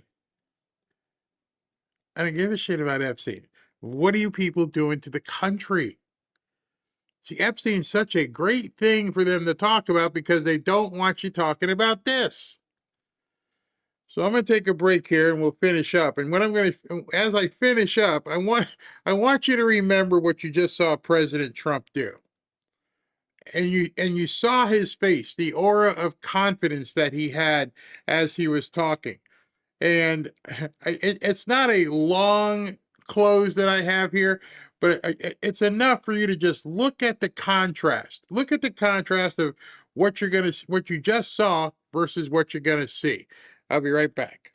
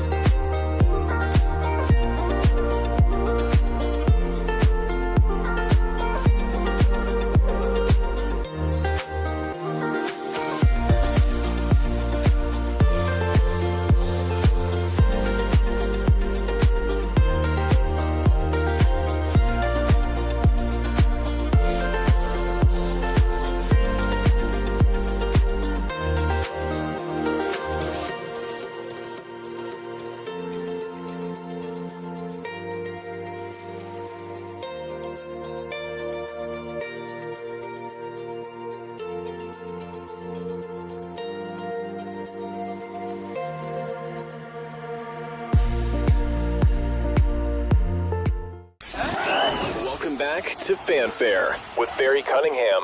I was going to jump right into it, but I saw a bunch of questions from people asking who was he interviewing. The guy he was interviewing is a guy by the name of Haywood Talcove.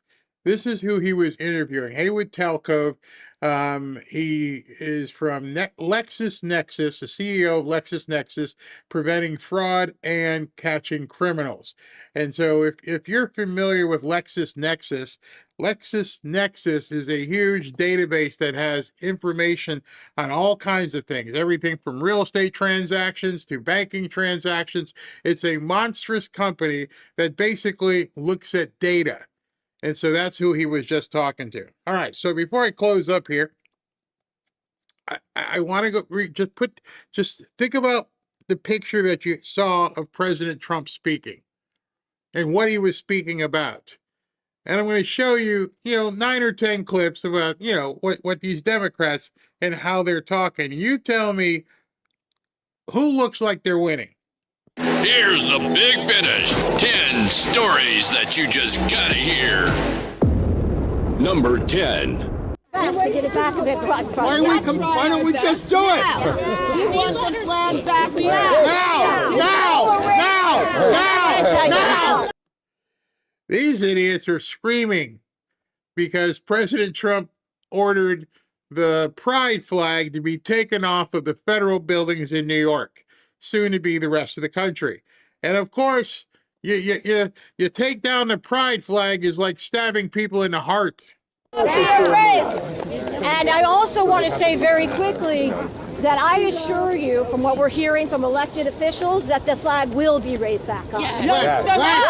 It's from us, Thursday. not elected officials. We will not be erased. Yes. It's us in this country, us. We will not be erased. That's right. That's the difference. We don't need elected officials. We actually could put that flag back right now. Yes. Yep. Let's get it up. What are we waiting for? What did we come here for? This What is did we come here for? They have declared war. It was a rebellion. What are we doing? Yeah, they have Get the declared flag war back on up us. now. Now. Stop complaining about it and do it now. I couldn't agree more.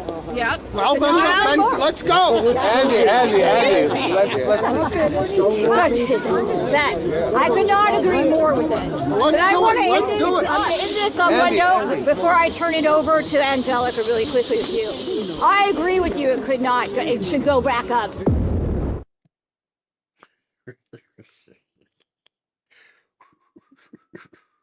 A flag, a pride flag, has got these people incensed because he ordered the pride flag taken down, as if there's some right, some privilege that you have to have a pride flag on a federal building.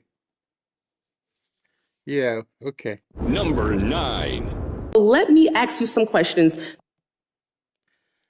If you're an elected member of Congress, can't you somehow take the time, go back to your grammar school teacher, and learn how to say the word ask?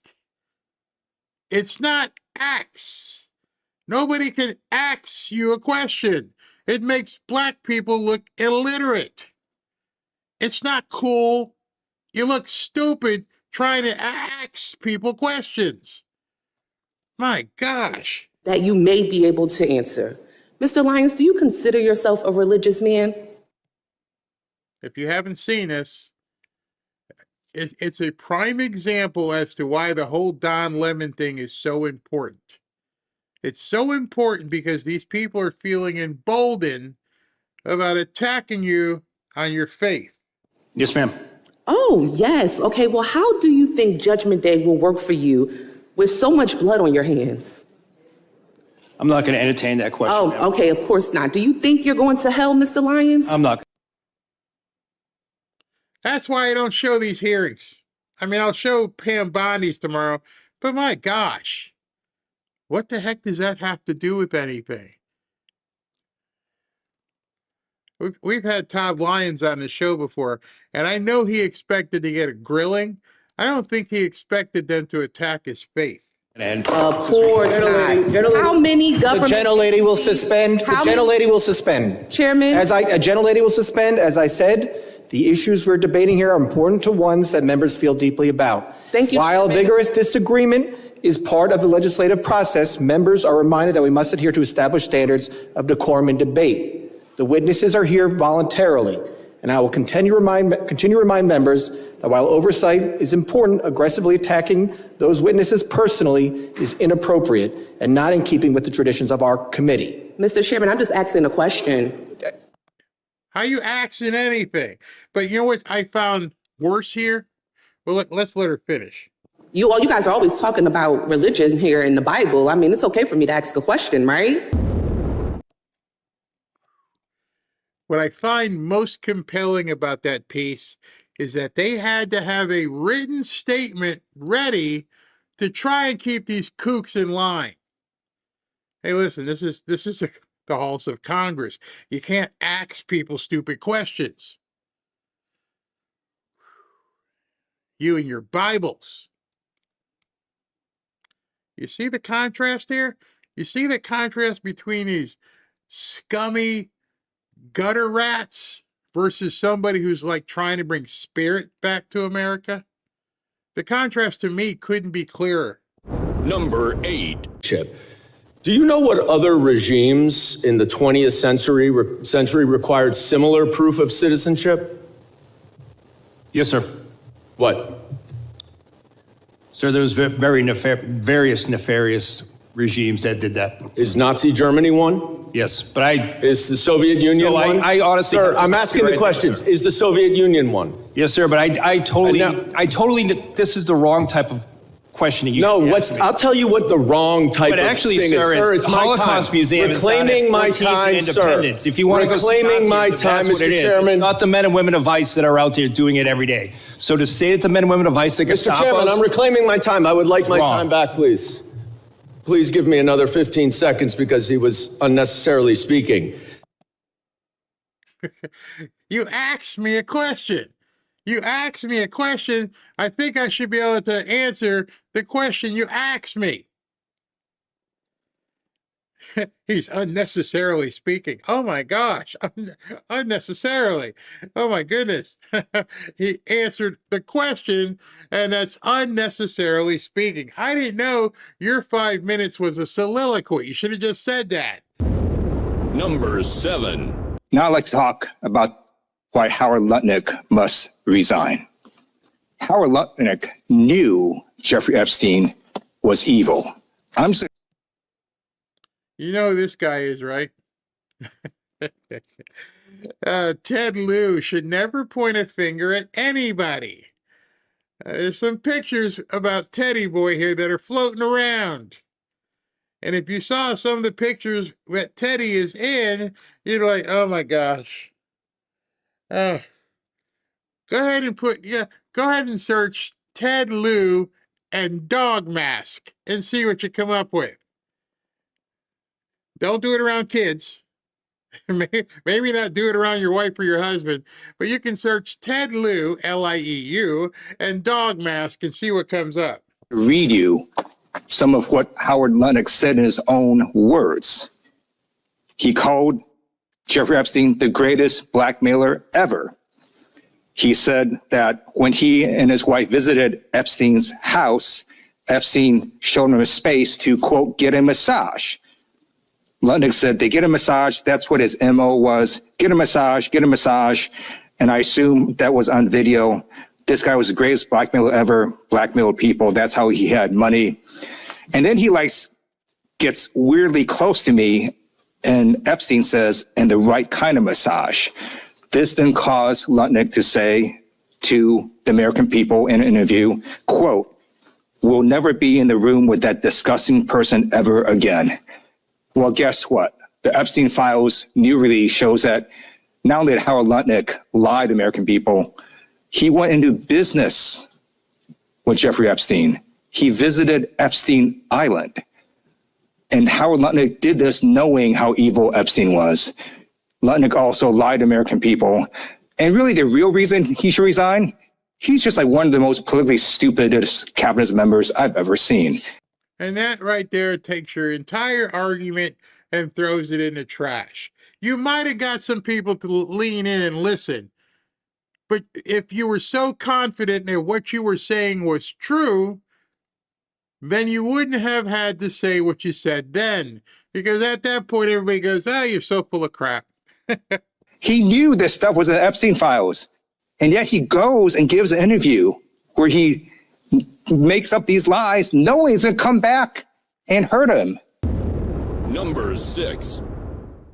The Republican election bills being considered are a direct attack on dissent of current Republican policies on married women, women who build careers, led companies, serve in Congress, and yes, women like me who got married and changed their names. If you truly felt that way, that it was so tough when you got married and changed your name, would you have to read? I could get up there and say, when I got married, I had to go get a birth certificate, and then I had to get a driver's license or a passport, and then I had to go over here and show them my name change, and then, like an hour later, they gave me the ID. It was really tough. I didn't need to read anything. Again, I'm only showing this to you because the contrast of somebody who feels so strong and spirited about America succeeding to the arguments that these people are making that does nothing for America. Number 5. The SAVE Act is expected to be brought to the floor for a vote this week. What are your thoughts on that? Are you going to support the SAVE Act? Not at all. It's a terrible idea. This notion that we want to put more obstacles in the paths of voters is just what Donald Trump wants. Fewer people voting. I want every legal citizen in America to be able to vote without obstacles. Do you think requiring an ID to vote in elections is making it harder? I mean, it's more than that. It's more than an ID. It's proof that you were born in America. So what are we talking about? A passport or a birth certificate? Got one of those handy with you in your purse? I doubt it. Well, if you're going to the voting poll and you know what you need to bring, I mean, it's just one of those documents, right? Well, just one of those documents. Think about securing your birth certificate before you go in to vote. Why are we creating these obstacles? We have the... Anybody want to tell him that the next vote is in November? 9 months away? You don't even understand having to go secure your birth certificate and something. Tell me, Dickie, how hard is it that 9 months from now you won't be able to get it? We're not saying today you have to have it. We're not saying next week. We're not saying next month that you have to have your ID. We're saying you got to have an ID in 9 months. The insult that they are perpetrating on women, blacks, Hispanic, you can't even find a way to get an ID in 9 flipping months. Most incidents of fraud and misuse of voting in the world, and Donald Trump wants to put more obstacles in the path of voters. I want everybody legally entitled to vote to have that option without complications. Thank you very much. If you want everybody legally to have the option to vote, hey, Dickie, how do you prove they're legal? By your own statement. I want every legal person to be able to vote. Well, how would you prove it?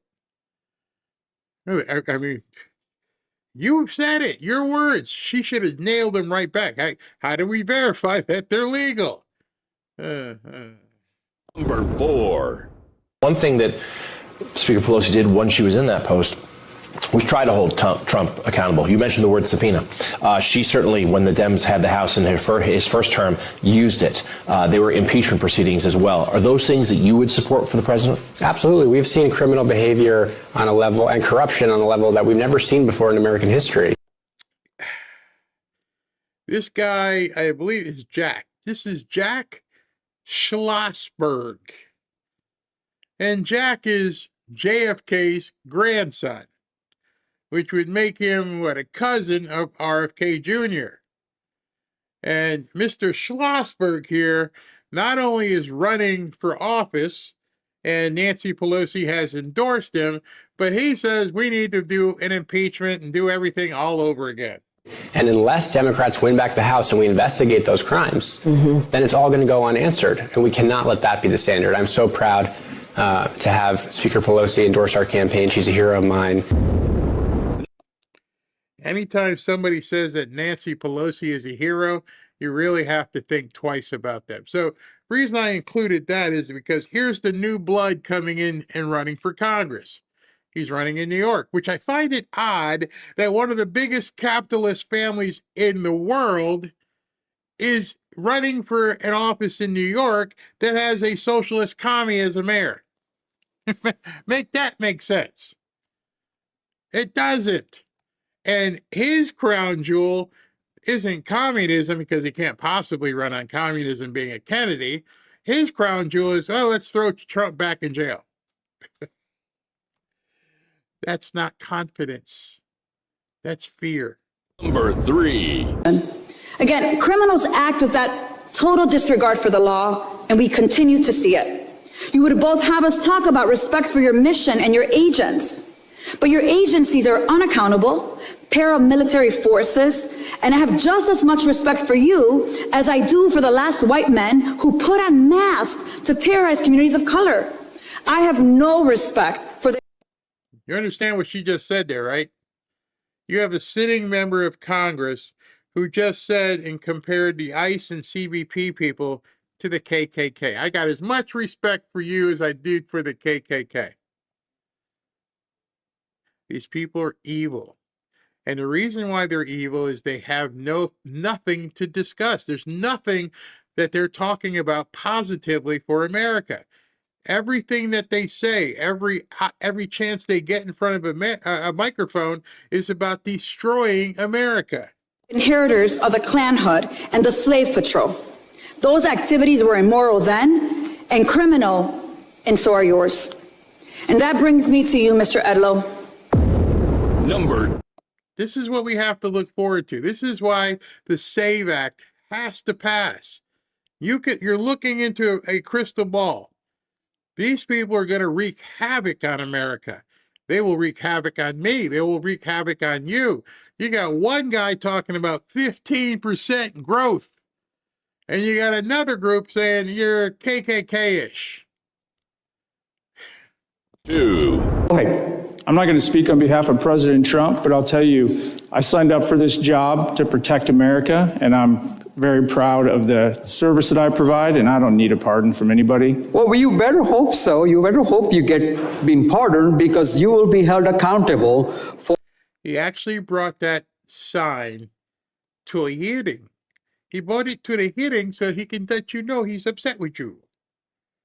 And this guy, again, we're looking at another foreigner who they put in office, is telling the good men of CBP and ICE, I'm coming for you. You know this, right? Yes, you better hope you get the pardon. For the absolute disregard of the law your agencies have shown over the past year. Your agencies have lost the trust of the American people. Actually not, unless you're looking at somebody else's polls. I won't name any names, but most of America we've seen, I think it's like 85, 90% are like, get them out. They completely ignore what the American people want because it doesn't jive with what they want. And you better get deported. With millions taking to the streets to protect the illegal actions of your agencies. And that's why I introduced a bill in the United States Congress to abolish ICE. ICE must be abolished. I also co-sponsored a bill to impeach Secretary Kristi Noem. And I believe Kristi Noem must be impeached. And this Congress must... Make it stop. Just tell him you're right. You got me. Just make this guy stop talking, okay? Make him stop. Just nod, say I agree with you. Okay, like reclaim your time. Okay, just go to the next person. Okay, can we do that? Do everything in his power to carry out oversight actions against these rogues departments, including if Gentleman's time is expired. Thank God. It's painful to watch these people. Now, that's why what you're seeing right now is why the SAVE Act must be passed. It has to be. These people get back in power again, we're toast. They're telling you, we're going to do everything we can to destroy this country. Good afternoon. I'm sure you've already heard from the Democrats, so we might have a slightly different view of where things are, but I think everybody agrees that we need to fund the 2026 Department of Homeland Security Appropriations bill. It's the only one left. We've got 96% of the government funded, but the DHS bill, as you know, represents not only Border Patrol and ICE, but also FEMA and the Coast Guard and TSA, cybersecurity, a whole bunch of things that are really important to the American people. And so our view is we need to try and get this last bill across the finish line, and I think there have been some really productive conversations around that between Republicans and Democrats, between the White House and Democrats here in the Senate. One thing Republicans are not interested in, obviously, is making it harder, not easier, for dangerous, illegal aliens in this country to be detained and deported. We do believe in making it easier, not harder, for law enforcement officials to do their job. So those are things that we are focused on in these conversations. But I think it's fair to say that there have been good faith efforts. The Democrats, they didn't finally get text available until just this weekend. The White House is now responding to that, and I think it's important that we allow those conversations to go forward and see if there might be a path toward getting an outcome that would fund the Department of Homeland Security until the end of the fiscal year, which is September 30th. So it's I would say again, it's a work in progress, but I would hope that the Democrats here in the Senate, if it takes more time, which I believe it will, would be amenable to allowing us to get an extension of the continuing resolution to allow more time for those negotiations to continue. As you all will recall, we made it very clear at the outset that we thought the amount of time they allocated toward this wasn't nearly going to be sufficient, and clearly it's not. But I do think that based upon the progress that's being made toward getting to a result and a conclusion, we ought to allow some additional time in order to make that happen. So again, these are important agencies of the American people, all of which need to be funded, and these federal employees at TSA and other agencies shouldn't be held hostage by the Democrats in potentially another government shutdown. So the best way to avoid that is to strike a deal, and I think that means we got to keep people at the table. I disagree. Stop saying you want to strike a deal. Run it down these people's throats. And the way to do that is to nuke the filibuster. Already tonight, Lisa Murkowski says she doesn't want to vote for the SAVE Act. Waiting for Mitch McConnell, waiting for Susan Collins to do the same thing. So there's no way you're going to get to 60. 60 is a pipe dream. Never going to happen. On a slam dunk issue like having to show voter ID, we're having to beg people to do the right thing. Lisa Murkowski is a scum woman from Alaska. She doesn't want people to have to show ID to vote. So from a 53 to 47 difference, now it's 52 to 48. And if Mitch McConnell says no, then we're down to 51 to 49. And then if Susan Collins says no, then we're at 50-50. If you nuke this filibuster, if we're not going to do something about the filibuster, none of this even matters. The only way this gets passed is if somehow they stop the filibuster. Otherwise, we're wasting our time. The Democrats are going to be 100% against it, and then some of the Republicans are going to vote against it as well. And for me, when I look at what these Democrats are saying and how they're acting, they're making it pretty clear what their intentions are. Hopefully that 50-50 goes back to 51, because I think Fetterman will vote for it. And so but none of it matters if we don't get the filibuster taken care of. Let's see here. Yeah, Fetterman is on board. Exactly. They just need to follow Trump's lead. And I don't know why they don't. I don't know what kind of things they've done. Mitch McConnell, he says when. I don't even know where Mitch McConnell is. I'm going to have to wheel him in. Crazy. Yes, Fetterman did say Fetterman is on board. Absolutely. So we'll lose one and we get one. Murkowski goes away, we get Fetterman. So that could work. Yeah, we don't want to hear hope. As Eric says, don't want to hear hope. Just do it. And I haven't heard them talk much about they're going to go ahead and do something about the filibuster. I don't want to cut a deal with them. Why are we cutting a deal with them? What deal? They don't have anything we want. I hope these politicians know those gated communities won't protect them in an uprising. Mitch McConnell is for the SAVE Act? Well, that would be fantastic. That would definitely be fantastic.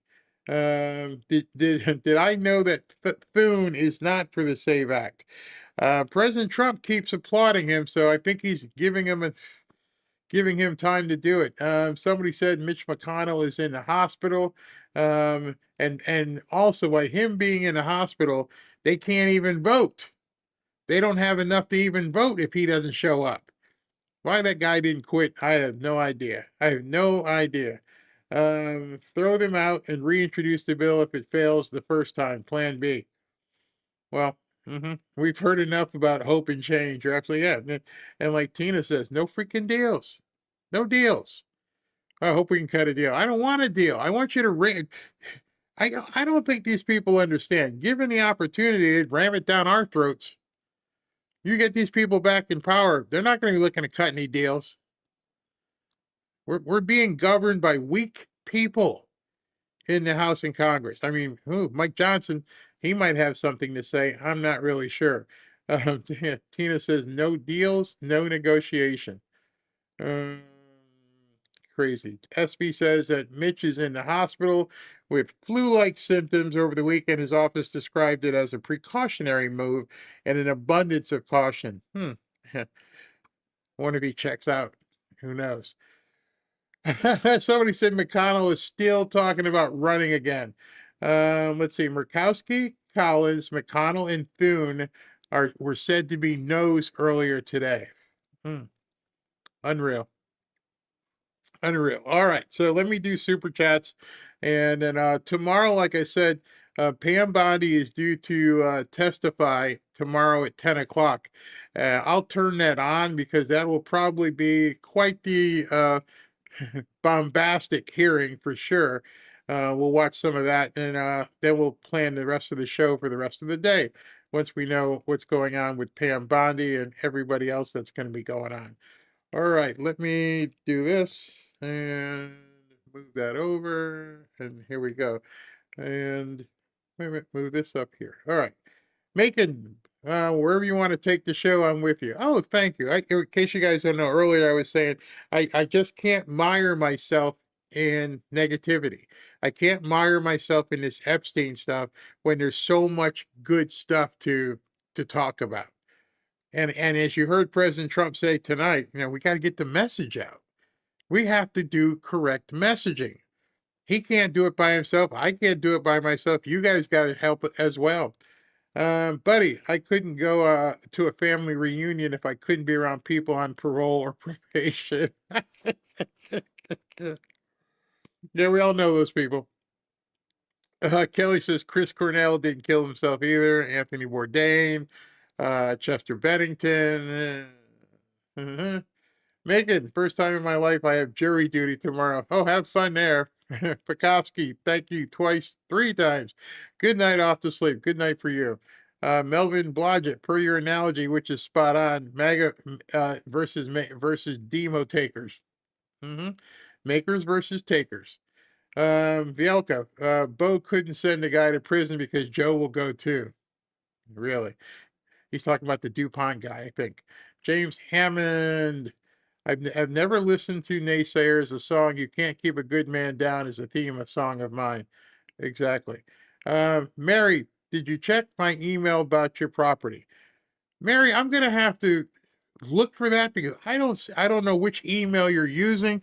I will ask Ashley. She handles the show mail email, so I will definitely ask her for sure. I think you sent it to her, right? I'm not sure. I didn't see your name. Maybe you have a different handle. Mark of reality. I think 80% of the federal budget is fraudulent. After 9 billion Minnesota, 45 billion US aid, 4.7 trillion that Doge found. Why am I paying taxes? I think a lot of people are going to be asking themselves that this April. Neo, how you doing, Neo?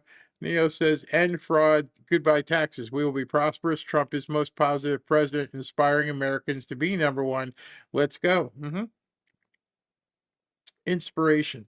Macon, I live 3 miles from my polling place. So I have in my possession my DD 214, my birth certificate, and my marriage license handy. If I need to, I can leave my polling place and come home and get it. It's all BS. And Tinley, people unfairly gave Mike Johnson a lot of crap, but he follows president order and gets stuff out of Congress fast. The only obstacle is Thune himself. Gotta wonder what Thune is doing as well. And Tania, there's no way Gobbleneck McConnell can run again. Turtle. He's going to try. That's for sure. He's definitely going to try. All right, everybody. Thanks for tuning into the second show. And I hope you like more uplifting stuff because that's really what I want to focus on. So I'll see you guys tomorrow and 10 o'clock.